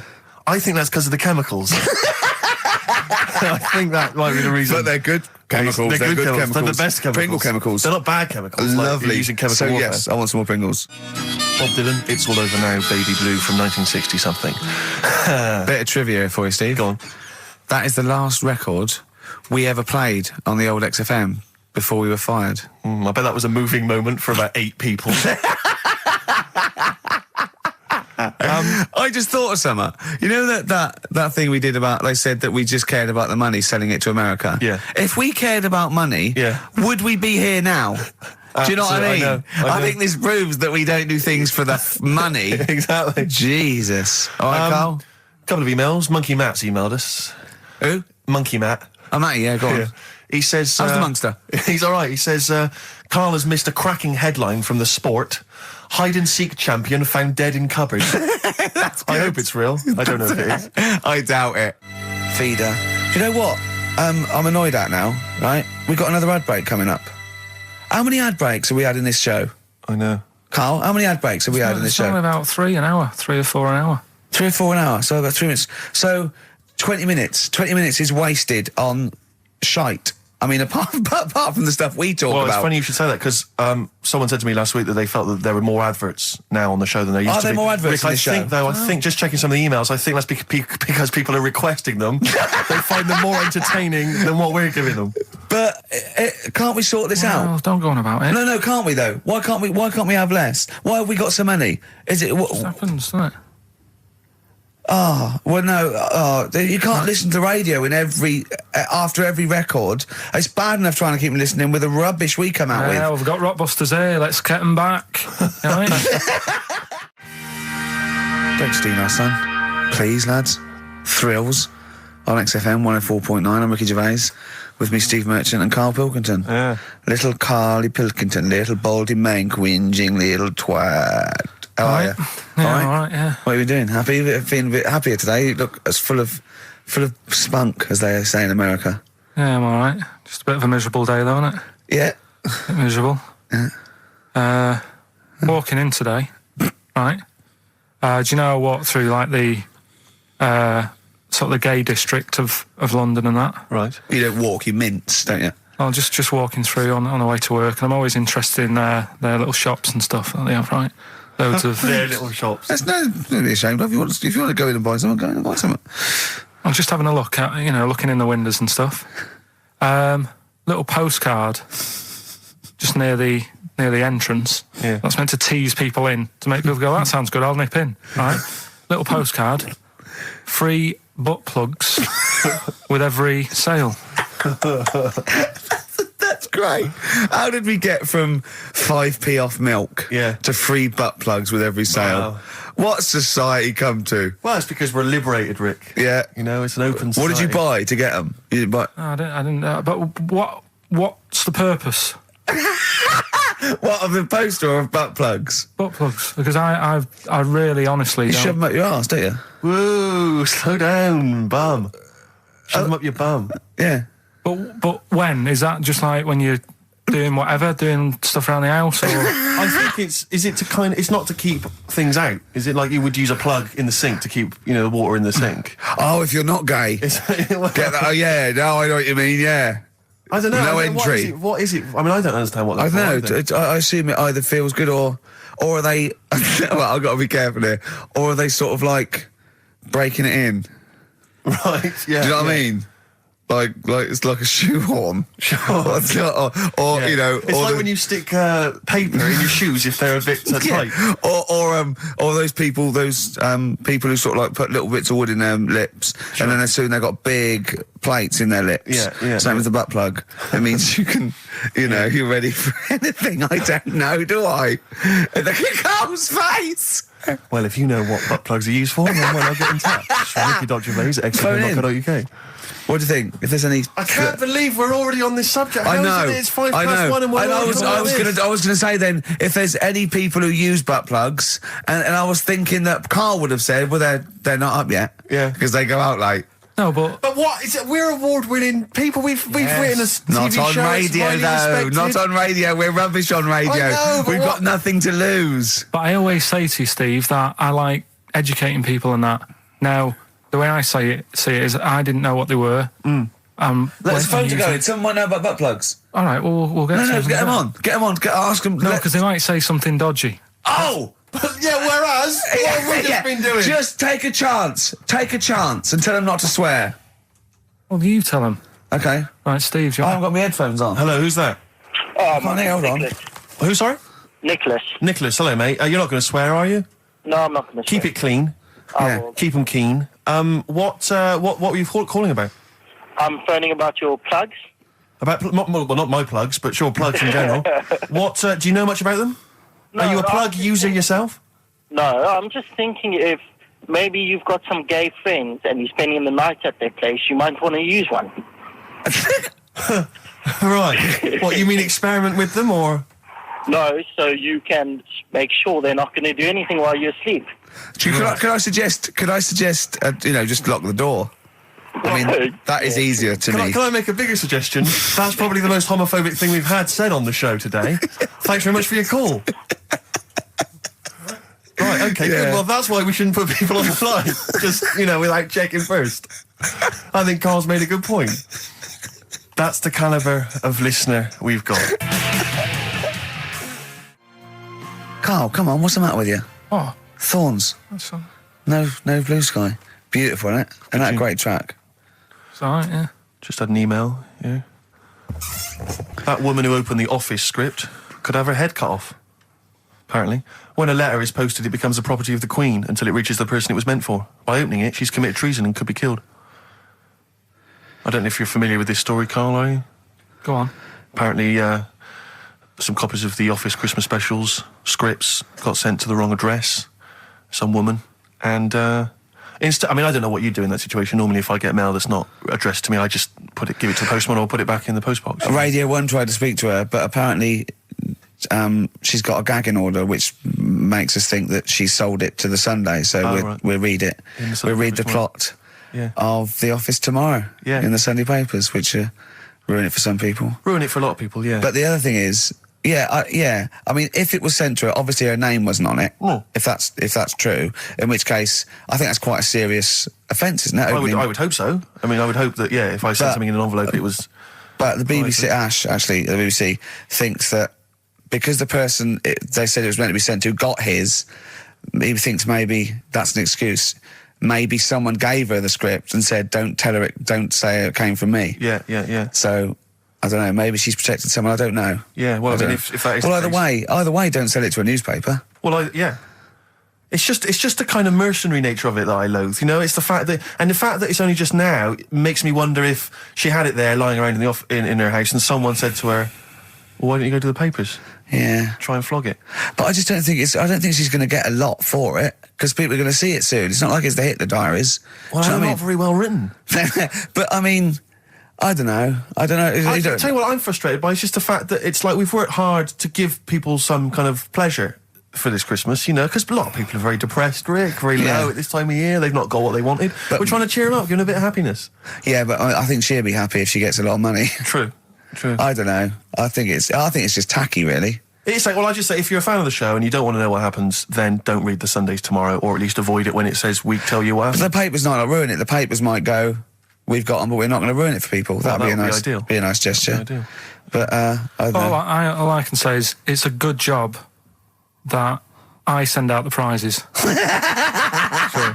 Because that Michael Palin Around the World in 80 Days will be going to the person who won it. Yeah. And if someone else receives it, they better not try and, do you know what I mean, keep it. It should go to the winner. Yeah, exactly. Right? That is a very good point. So, be warned. Don't open things that weren't addressed to you. Yeah. I did Pandora's that time, box. There's some sort of lesson there. Yeah. What happened? All the evils of the world, wasn't it? Pretty much. What? Yeah. Oh, don't try and explain brilliant. it to Carl. No, Pandora's box. Go on. Well, told not to open it, opened it, released all the evils that are in the world now. But did the person say if you open it, loads of evil will come out? It's not true. It's not true. It didn't really happen. It's not like evolution. It's not the truth. But you remember that? Yeah, you won't listen to some of my stuff, like goldfish and stuff. No, it's not that we don't listen to it. It's that you would pass off how all the evils in the world got here. Because on Anna Nova it would be, Pandora opens box. Outcast. Hey Ya on XFM 104.9. I'm Ricky Gervais. With me, Steve Merchant. And over there, Karl Pilkington. Now we've got a new feature.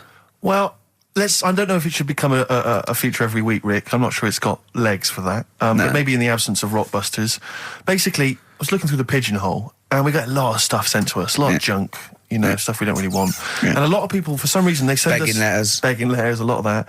We get sent a lot of CDs by people, bands, artists, who have not yet been signed. Maybe they've knocked something together in their bedroom. They got a band... And they just, for some reason, they want our feedback. They want us to sort of give them some thoughts on what they think, where they're going wrong, stuff like that.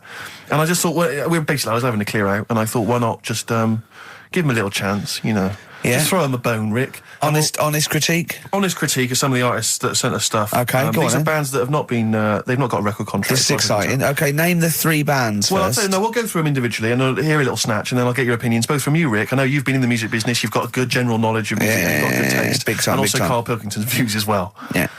We know what to think of them. So this first band is called Kellerton Road. I'm sure they're very excited. As I said their name then, they probably can't believe it. They're phoning each other now. They're getting so excited. All friends are phoning them now. Yeah, Turn your exactly. phone off. They can't people in this believe band. You don't want to... Yeah. Well, okay, then Kellerton Road. Kellerton Road. Play a track from them. So that's Kellerton Road. I think that's a track called Secretly. And looking on the back here, there's 6 of them in the band. They all pretty much look the same. They've got the long hair, the usual sort of look. What do you make of them, Rick? All right. Yeah? Quite like that? Good, yeah. I mean, bit generic. The chorus was a little bit simplistic. I like good production, good Reminds you of something maybe like the Thrills, that sort of thing? Yeah. I mean, yeah, good. Jukebox or junk box? What's a junk box? I'm just trying to make it sound snappy. Jukebox or junk box? Don't, because you haven't got it. Don't ever stick to what you're good at. Okay. What, being sexy? Just sort of watching Doctor Who and stuff. You like that, don't you? Yeah, I love it. Okay, then, right, what's the next one? So, well, let's just ask Karl Pilkington's opinion. Karl, what were your thoughts? Yeah, it's all right. Yeah? Yeah. That's it, is it? Yep. Is that why you're no longer right for the enemy? Go on. So what's this next one you've got for us then, Karl? Toffee. Toffee? It's called Born Depressed. Oh, dear. Brilliant. Is it about you? There we go, I quite like that. Yeah? That's sort of a bit glammy, bit underground. Yeah. What do you make of the name, Toffee? I don't like the name. It's not great, is it? No, but I quite like that track. Quite like the track. I'm just looking at the CD, they've made it themselves, and basically the band feature on there completely nude. Oh. What do you... Well, we know what we think of that. What do you think of that, Karl? I'm not happy with that. Let's have a look, though. Have a look there. That's no point, is it? There's quite a lot of blokes and there's one naked lady. Just having a look, though. Yeah. What are you looking at the blokes? What are you looking at? Why are you looking at the blokes? That's knob. Just having a look. But you look at their knob. I can see by the way your eyes are looking. I'm looking at the woman's knob, though. Well, she won't be happy with that. No, that's a bloke, Karl. Yeah, that's where you've been going wrong. Yeah, that's the woman. Yeah, that's what I was looking at, that one. The woman's knob, so that's all right. Yeah, good. So Rick, hit parade or shit parade? I don't know if it's going to be... I don't think it's going to be a hit yet, because I haven't got backup, but I think we're looking more about whether they get... A record deal. Do you think they deserve one? Yeah, thumbs up for both of them. Okay, excellent. Well done. All right, well done. And Karl, play the last one then. What did you make of it? Sorry, we didn't ask your opinion. We weren't interested. Like to see him on CD UK. Just like that on the CD cover. Okay, okay. And this last act, I think, is this right? Picture Centre? Yeah. Picture Centre. Picture Centre. My favourite. You like that? Yeah, that's my favourite out of all of them. Good, there's a bit of Amy Mann in there. A little bit Cocteau Twins. Yeah. No, really good. Really good, really intriguing, that. Karl Pilkington? Yeah, it's all right. If you didn't like it, what would you say? It's weird though, isn't it, music? No, do you know what I mean? It's like, it depends what you're doing. Do you know what I mean? That's all right. If you're just having a game of crib or whatever, it's just on in the background. That's the thing with music. I don't think you can sort of slag any of it off. It's times, and it depends what mood you're in and stuff. Yeah. So So this is pointless. Feature. It's a pointless feature. We'll do it well, I again didn't come up with it. No, I do. All right, don't slag it off. Okay, we'll do that again then. I was quite enjoying that, but okay. No, do you understand what I'm saying? Well, That it's not worth having an opinion about music. Well, I'm not that bothered. I'm just saying. imagine if he was on the panel of fame and going to be your pop idol. Yeah. That'd be great. He'd go along, and Nicky Chapman go, yeah, you've really improved. I really like that. I don't know what you're wearing. Dr. Fox, you were hot, baby. I loved it. Like your legs, like all your boobs and all that. Brilliant. Come to Carl. Not bothered. All right. Yeah. Brilliant. No, we'll keep it up. Play a record. Yeah. Oh, come on. This is my favourite. Can I change? Well, this is my favourite out of all four of them. Lynyrd Skynyrd. Yeah? Yeah. Yeah. Slam dunk this puppy. Jet and roll over DJ on XFM 104.9. All right? Carl, just an email, a question for you. Can you please let me know which school Carl went to? What school do you go to? Cessav. What? Cessav. Cessav? Yeah. What does that mean? It was on Cecil Avenue. Cecil Avenue in Manchester. Yeah. It's just he says, I'd like to know so that I don't send my kids to the same place. He also says, P.S., does Carl look like Gollum in Lord of the Rings? Yes. He does, doesn't he? Yeah. Yeah, that's very good. Yeah, in fact, I was just putting a little bald wig on you, wasn't I? Like he needs one. Yeah. So, if you Just want some a of the fun and games we have when the songs are on. Yeah, did it hurt? Just a little bit. The bit that worried me is when you said, let me just staple it. Yeah, well, I was trying to get it under your chin because it looked funnier, and he was scared. Oh. Can I just give you a little fact here? Someone's emailed in for you, Carl. They've sent an interesting fact for you. I think you're going to be interested in this. Don't read it on the email. Let me read it for you. I think you'll be excited. An interesting fact from Carl. That's from Toby. He says, Attila the Hun punished some fella who annoyed him by cutting off his arms and legs. You'll love this. And stitching his arms back where his legs should be, and vice versa. Look at his face. Look at the little smile that's just cracked on his lips. That is the kind of fact you've been waiting for all day, isn't it? So go on, again, so... Attila the Hun, right? Some guy he didn't like. He cut off his arms and his legs, and he stitched his legs on where his arms should be, and his arms where his legs should be.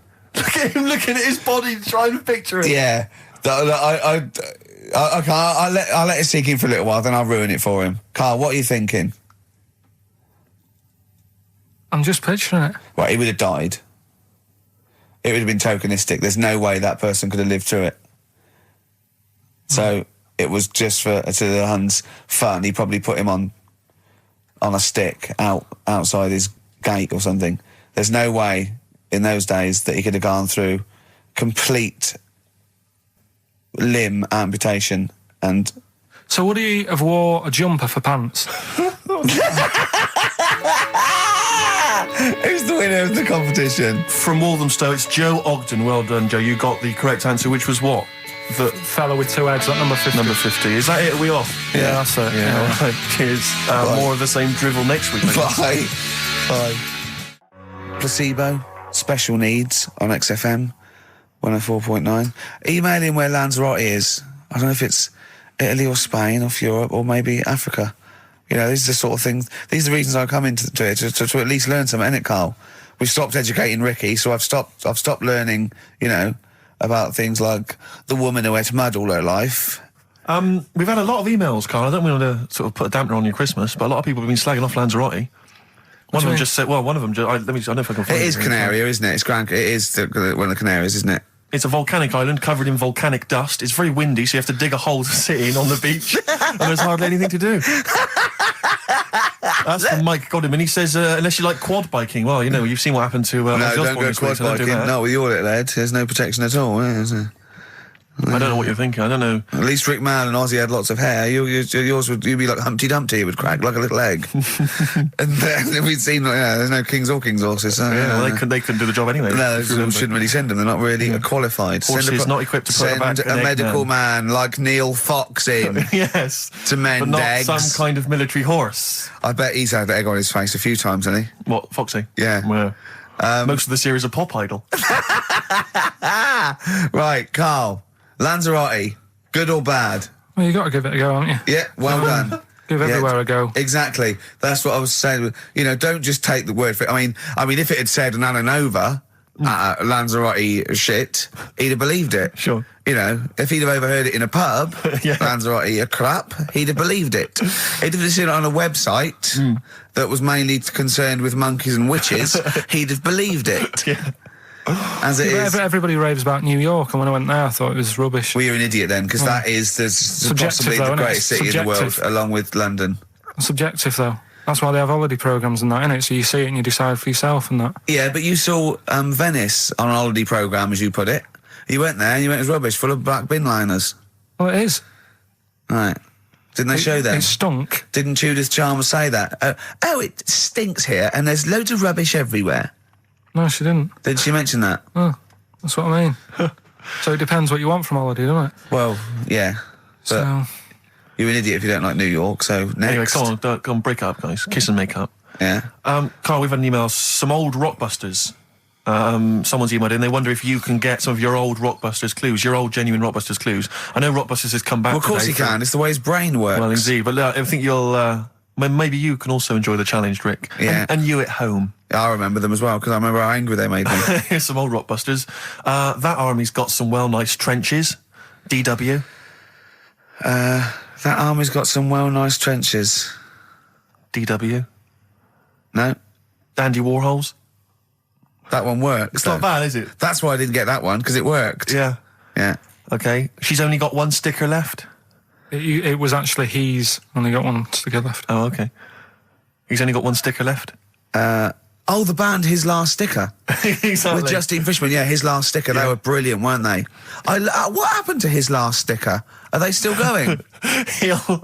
He'll strap some chocolate to your feet. That's A. A band or artist. A. He'll strap some chocolate to your feet. Go on. Aerosmith. I don't know really what that means, but... And finally, you'll have to... Aero Cobbler. Well, yeah. The well-known Aero Cobbler. And you'll have to stick her in the oven. AB. You'll have to stick her in the oven. See, he thinks blacksmith means, like, just shoes. Like, it's not the smith. It's the smith part. A smith is just a right, isn't it? So it doesn't... I don't know. Aerosmith. What does that mean, Carl? What does that mean? Come on, you'll have to stick her in the oven. AB. Yeah, I know that one. Yeah? Yeah. What is it? But it doesn't work. Apparently it does. You'll have to stick her in the oven. AB. Single or artist? What, Anita Baker? Anita Baker. Why you have to stick her in the oven? I need to bake her. Oh, I need to. But why didn't you say, like, you'll have to get his hair cut and put a nice white chef's hat on? That's Anita Baker. See, that works. That works, Carl. I need to bake her. Doesn't work. It is shite. Okay, well, listen, before you judge, listen to today's Rockbusters. Okay. They're here with us now. Here's Karl Pilkington. Brought it back just for Christmas. Brilliant. I've only got two, really. What? Because I was trying to work one out before, right, in my little room. Yeah. I was looking at different band names, thinking, what can I do? Yeah. Couldn't concentrate, because Ricky was in there, trying to spray deodorant all over the place. Right? Well, you should have done them yesterday. You should have shut me out. Right. So there's just two. Brilliant. Well, Okay. I've kind of got an idea for the third one. fine, I'll yeah. have a go. Yeah. Right, so anyway, the first one... Should we play a record and come back to this? We'll do it quickly, we'll do it quickly. No, play a Alright, record. This is then. rubbish. Yeah. Rubbish. Libertines. Useless. Give me the gifts. Let me have a look what prizes you've got. Libertines, Don't Look Back Into the Sun on XFM. Well, the general public are getting involved with Karl's holiday, and I mean, this has been a damning report on Lanzarote. There's not been a positive word written about Lanzarote so far. Wow. It's volcanic. There's no natural water supply. Sorry, there's no natural water supply. It's you all have to sit in a hole. What do you think of this, Karl? What do you think of the people that want you to know that you're going to a rubbish place when you can't change it? What do you think of that? Rubbish though, will it? What do you mean? All right. What do you mean it'll be right? Because I'm going to go there thinking, oh, there's no water and that, and there will be water. No, they didn't say there's no water. What did they say then? There's no natural water supply. Whatever. I'm not bothered. Doesn't bother me. All right. I'm going to have a good time and that. What are you going to do? What's your plan to do? Got a book. What book you got? Rich Hall book. I'm just going to read that. So, Brilliant. And the weather's better than here, isn't it? Yeah. So... Someone emailed just now. They said they're listening online and there's a problem with their computer and everything's sped up. The music's sped up. Our voices, Rick, are sped up. Except Karl's. That's how slow he speaks. So when everything's sped up, he sounds normal. No blue sky. The Thorns. That's beautiful, isn't it? On XFM 104.9. Karl, you're losing your rag a little bit. What's the matter? Nothing, go on. See? What's the matter? No, what's the matter with I've Karl? got something to cheer him up. Someone's emailed in, Emma's emailed in, she said that for those that know, those in the know, they referred to Lanzarote as Lanzagrotte. Brilliant. He's a bit fed up. He's got 2 CDs for Christmas from a company that's he's been with for 6 years. He's a little bit grumpy about having to answer the phones. Letter to Hermione. David Bowie. Well, we've had the most convincing answer that it's about 290,000 actual words, but possibly 3 million in our vocabulary, using all jargon and scientific stuff and all that. Sure. 290,000. Still a lot, isn't it? It is a lot. We know so little, don't we? Apparently the average person has about 20,000 words in their vocabulary and uses maybe 2,000 a week. Really? Yeah. Karl, obviously, slightly bringing that average down. Karl, what do you think of that?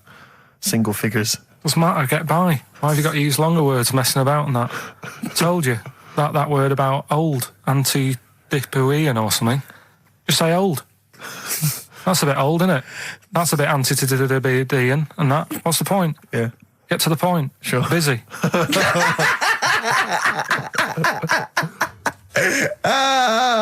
Right, okay. Are you in a film this week, Karl? We're doing that now? Yeah, go on. Get it over with. Hang on a minute then. Get it over with. Let's get this show over with. We can go home. You can go off to Lanzarote and sit on some ash. Some charcoal. He's not happy about that. That's annoyed him. The listeners have all ganged up on him. Yeah. XFM giving him 2 CDs. We've had more calls for his resignation this week than ever before. What do you think of that, Karl? What do you mean? There's another reason. Do you know what I mean, though? Because he's grumpy. He's not just giving it. He goes, well, I can't help it, can I? I don't want it. You're being paid well to do a job. People have tuned in to be entertained, to have good songs. Me and Steve are working here. I'm pressing the buttons. I'm paid to press the buttons. That's what I'm doing. Has every CD started on time? Then why would they give you Monday off if you just paid to press the buttons? Don't get every other Monday off, do I? So have you stopped doing that now, have you? Well, yeah. Why? Because there's work to do in that. I'm not moaning about it. Let's get on with it. Blur on XFM 104.9. I forget the name of that track, but it's good. Good song. Thanks very much. Oh, good song. Yeah. Oh, right. I just thought you were complimenting giving his opinion. Right, go on. The what? Are we still on the air? Yeah. What are we doing? Merry Christmas. We got someone on the line. Oh, right. He's here. Who's that? Ricky. Yeah, go on. It's Jonathan, how are you? Good. It's only TV's Jonathan Ross. Ross, turn your radio down, you idiot. I'm here. I like to, I haven't got a radio on. What are you talking about? We can hear the feedback. Well, I haven't got it. It's not my fault. It's your incompetent radio station. And also, didn't you hear we said don't call in, we don't want to speak to the listeners? I'm not a listener. I'm a visitor to your shores. I'm special. You know that full well. I know you're special. Right. Yeah, exactly. What have you got a name for the band? Yeah, you ready? Yeah. Blump. Blump. B-L-U-M-P. I tell you for what, you can't have a normal word. If it's the monolith band of all time, if it's the big, you can't have a regular word. It doesn't make sense. How can you have a regular word? All these ideas you've come up with are rubbish. You need a word which only stands for that one thing. No one's heard it before. No one will use it again. Blump. I can't help but feel that that's a more appropriate name for maybe one of Ricky's bands. I love seeing that picture of him in that band. You see it everywhere these days. He was like a girl. He was like a little girl in a suit. Looks like a girl, a little dyke at a wedding. What was that? That's got to be the kettle calling the pot black, surely. Yeah, I've always got nothing but 100% heterosexual. We're not sure about. There's not anything wrong with it, I know that, but look at you. I actually had to get that in. There's not anything wrong with it. I'm Jonathan Ross. Oh dear. I was thinking the other day, right? Oh, yeah? The Comedy Awards. Yes, sir. You didn't half say some awful things about poor celebrities, poor has-been celebrities with coke addictions and fat lips and faces that where surgery's gone wrong and everything. And when they're on the show, they're going, "Oh, you look lovely."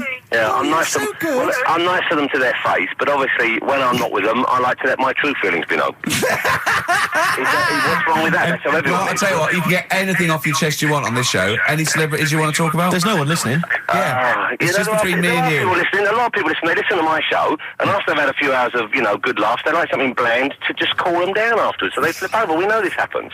Did you mention my DVD on your radio show? You know what? I forgot to mention it. Christ! I forgot to mention it. I meant to mention by the office, but I forgot to mention it. And then I thought afterwards, it's not like he needs the cash, is it? It's not like he needs it. It's not like it is, but he's probably earned more money in a short space. You're like a lottery winner, and you've got about as much taste. You're like one of those burglars who's won the lottery. I am. I'm dressed like an Albanian window cleaner at the moment. Burglar from Reading who won the lottery, and now he's fritting it away on what? I do feel sorry for my neighbours. I've moved into a really nice place. I feel like it's the hillbillies. No, it's nice you've moved in though, because it's nice. It's given them something to sort of talk about behind your back. You've united the whole block. Right, go and play with some Japanese wind-up toys now. I'm going home to play Mario Double Dash with my son. It's going to be a good afternoon. I phoned you once after I finished my show. It was about 3 Yeah. And I don't mind if you I said, how you doing? You went, it's brilliant. You said, this is what you said. You went, everyone's out. Jane's taking the kids out. I've already masturbated twice, and I'm playing with a new Japanese toy. I'm masturbating now.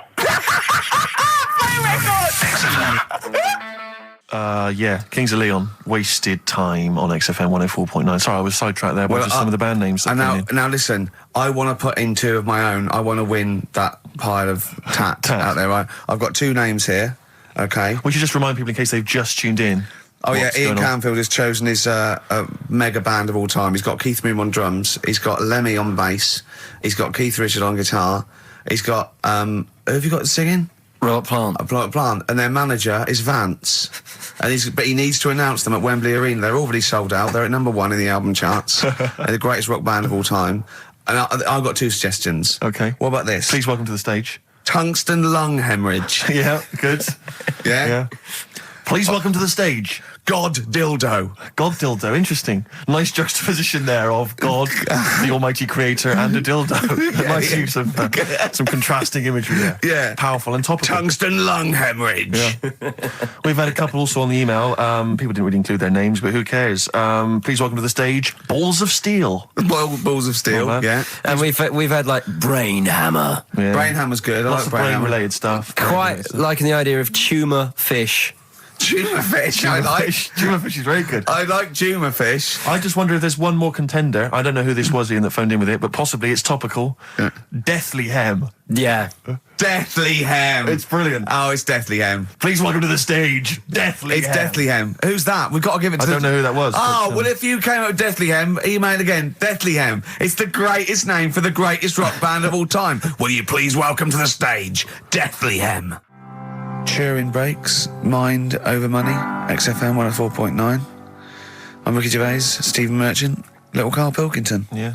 A couple of emails. Different people have visited various tourist attractions. Oh, yeah. Let me see who's this from. Not quite sure. But thanks very much indeed for it. So, there's a link here. It's apparently in Devon. Barometer World. Brilliant. It's the world of barometers. It was established in 1979. And by one bloke who had a lot and thought, I can charge a quid for this, definitely. Here's the out of his own house, probably converted back scuttle. Exactly. Yeah, that's not a euphemism for a sexual act. But look at the webpage here, Rick. There's a picture of a beautiful barometer being held by a beautiful lady. Lovely. Who's definitely his daughter. Yes, definitely. Come on, Kathy. Oh, that. Dad, no. Come on. Undo your top a little bit. Dad, definitely made to do that. Yeah. Oh. That slight look of I hope no one I know sees. Just check out Barometer World. Barometer World. Yeah, that's available. If you want to check that out, www.barometerworld.com. That's Now, all the... barometers, do they work? They're to do with checking, is it the air pressure? Well, everything. But I think that's what it's based on, isn't it? Sort of low and high pressure, so it's going to rain, it's not going to rain. Yeah. Or going to be windy, but I wonder how accurate they are. I think in the days before satellite sort of weather surveillance systems, probably essential. Yeah. Nowadays... As essential as hanging some seaweed out by the back door? Probably. I think it's probably similar. I think it's the same one as holding a needle and thread over a pregnant woman. If it goes clockwise, it'd be a boy. Yeah. Yeah. The thing about a barometer is how far into the future can it predict? Exactly. How do you know? If it's a case of you may as well stick your head out the window to see if it's raining. Exactly. This barometer goes, oh, it's going to be windy and rainy. When? The barometer goes, soonish. Yeah. So I can't say, but it will, well, within the 7 days. I don't want to be specific because you'll have me. Yeah, yeah. I don't. But I mean, I'm just a barometer. I'm not really a weather person. Analyse the information. Yeah, brilliant. What's in there? What's happening in there? What chemicals are being affected? How does it work? I don't know. I assume it's probably something. Wait a minute, let me email Barometer World. What could it be? It could be quite interesting. It could be mercury that's based on a sort of temperature. It goes up with. Oh no, it's not temperature, is it, barometer? It's pressure. So it's probably just very fine. It's like a fine, very, very fine needle, isn't it? This is almost as embarrassing as last time we were on. We couldn't figure out what the name of the leader of China was. Was it the King of China? The Prince of China? Oh, this is when we were trying to imagine what it'd be like if all the Chinese people at once jumped up and down and made a big tidal wave. Tidal wave. But if you do know what the name of the leader of China is, we don't mean the name of the particular person in charge, but if it's a king of China, the emperor of China, the chancellor of China, the prime minister of China. Didn't it? No, that was Japan. Yeah, this is it. I don't know what's the big guy in charge. Is he still the chairman? I know Chairman Mao was important. I think he was just the chairman. I think he just governed all the big meetings. Yeah, I don't know. He just kept the minutes. Head Chinaman? Head Chinaman. The major Chinaman. The top Chinaman. Number one Chinaman. Do you know what? We're going to be honest here. We know so little about China. It's true. We know so little about China. Yeah. It's embarrassing. But if you've got any interesting facts about China, then email in ricky.gervais@xfm.co.uk. Also, I imagine the email address to use if you're going to take part in this week's Rockbusters. I did read an interesting fact. I'm researching. I'm doing a show called Politics, and I was researching. And there's a thing about sweatshops. Yeah, no, sweatshops. Like Nike. There's these facts, right? And these people get a few cents an hour, and the CEO, I forget his name, for a Chinese woman to earn his 5.2 billion, she'd have to work 8 hours a day, 7 days a week for 10,000 years. But Steve, they don't. They don't. They don't. They obviously don't want to. Exactly. They don't want to. They don't want to. Lazy, Rick. Blur. Out of time on XFM. Well, we're not out of time. We've still got an hour left, boys. Hey! Luckily. Brilliant. A lot of emails, obviously, about the Chinese. People as fascinated as we are. I don't want to discuss it, interminably, Rick, because there's so much to say, and we've said most of it in the past. Yeah. Get a couple of emails. In fact, I think, Carl, you told us this information. Remind me of it again. If all the Chinese people in the world were in a line and that, because there's loads of them, you'd never get to the end of it. Right. No, it's not that. It's no. If all the Chinese people formed a line and started walking out of China, you'd never get to the end of it. That's what I just said. No, it's because though. They'd be having babies. You know what I mean? Still, it'd be adding to it all the time, wouldn't you? But would they be walking and shagging and having babies as they're walking out? Yeah, that is. I'd love to see someone organise that. Maybe the Record Breakers team. I tell you what, I'd love to see Ross McWhirter or Norris, who is it? Who's the one that's alive? I forget Norris, I think. Norris, right? I'd love to see him to coordinate that. Yeah. 1.2 billion little Chinese fellas. Boy, girl, boy, girl, boy, girl. Yeah. And where are they walking out of China? Which exit are they taking? They're taking the... Through Tibet? Or? I think it's the Gate 9 Slip Road, the M43, Right. to St Petersburg, Right. And they go, and walking and shagging. Yeah, exactly. Yeah. Because some presumably are dying as they're leaving. No, but they live to 120. That's true. So they claim. Well, we know Carl's theory on that. Do you want to just tell new listeners your theory about when all these Chinese people get the records for oldest people in the world? Come on, what's your theory, Carl? Leave it. Carl, Just that they're probably lying. Why? That's all. Because a lot of them don't age that well. Some of them do. A lot of them don't, and they always look older than they are. I read the other day, right? Do you know the one who was the oldest woman in the world, right? Chinese woman, right? The way she did it, it was. She didn't die. That was her secret. Yeah. What she did, she got up every day and didn't die. No, she was like awake and that, and then she'd have 2 days just sleeping. Right. So she wasn't really that old. What do you mean? Well, she'd only sort of lived half of her life in a way. Well, we all live 2/3 of our life, don't we? No, but she was like awake and that, and then she'd go, I'll go to bed, and then that'd be it for 2 days.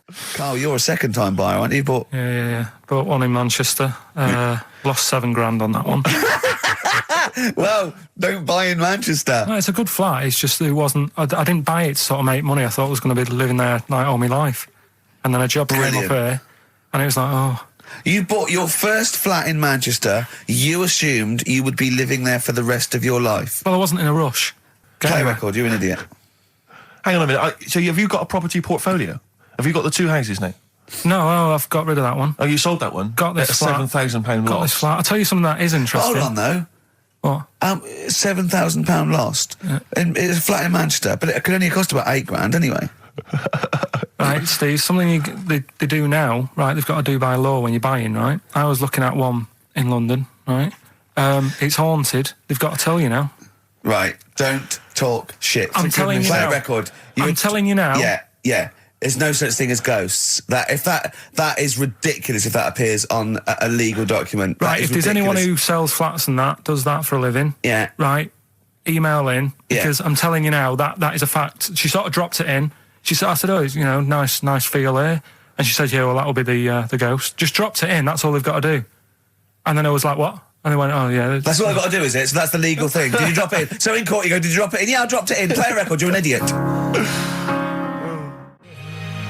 That's David Gray, and this year's Love. If you're in love, I hope it lasts. It's only January. What you got for us, I just Steve? thought we ought to maybe go through some of the emails. I mean, I don't want to query the calibre of some of the emails we get sent on this show, but here's a typical one, Rick. Go on. There's no name, it's just from Glicko, that's his email address. It's just a question to you, Rick. Did I see you walking around Marylebone High Street last Sunday? Yes. Okay. Well, I don't know. Well, I mean, I was in Marylebone High Street last Sunday, yeah. Yeah, but did you see Glicko? I didn't see Glicks. Okay. I didn't see the Glickster. But all right, this is one from M. Ricky, what do you think of Richard Bacon's show? I can't decide if he's better than you. Nor can I. Any thoughts? Nor can I. I can't help her out on that one. Sure. That's a really personal thing. She's got to dig deep. She's got to look at both of us. She's got to find out what she likes, and then whether I provide more of that than Baker's. Yeah. I mean, Baker Foyle's brilliant. Yeah. I'm not going to put myself up against him, so I can't help you. Next, Steve, next. Well, there's a lot of emails last week which were saying how much they enjoyed the Christmas specials. Thank you very much for that. That's very flattering of you. There was also a couple. There was one that it was a guy. I'm sorry that I think I might have deleted it. But I should have sent a reply, because there was a guy from Canada saying if there any chance you're around in March, whether you could pop in and have a surprise birthday dinner for his wife. Oh, why don't you keep that? I know. Sorry I can't bloody go now, can I, you idiot? Okay. So, I really apologise for that. Yeah.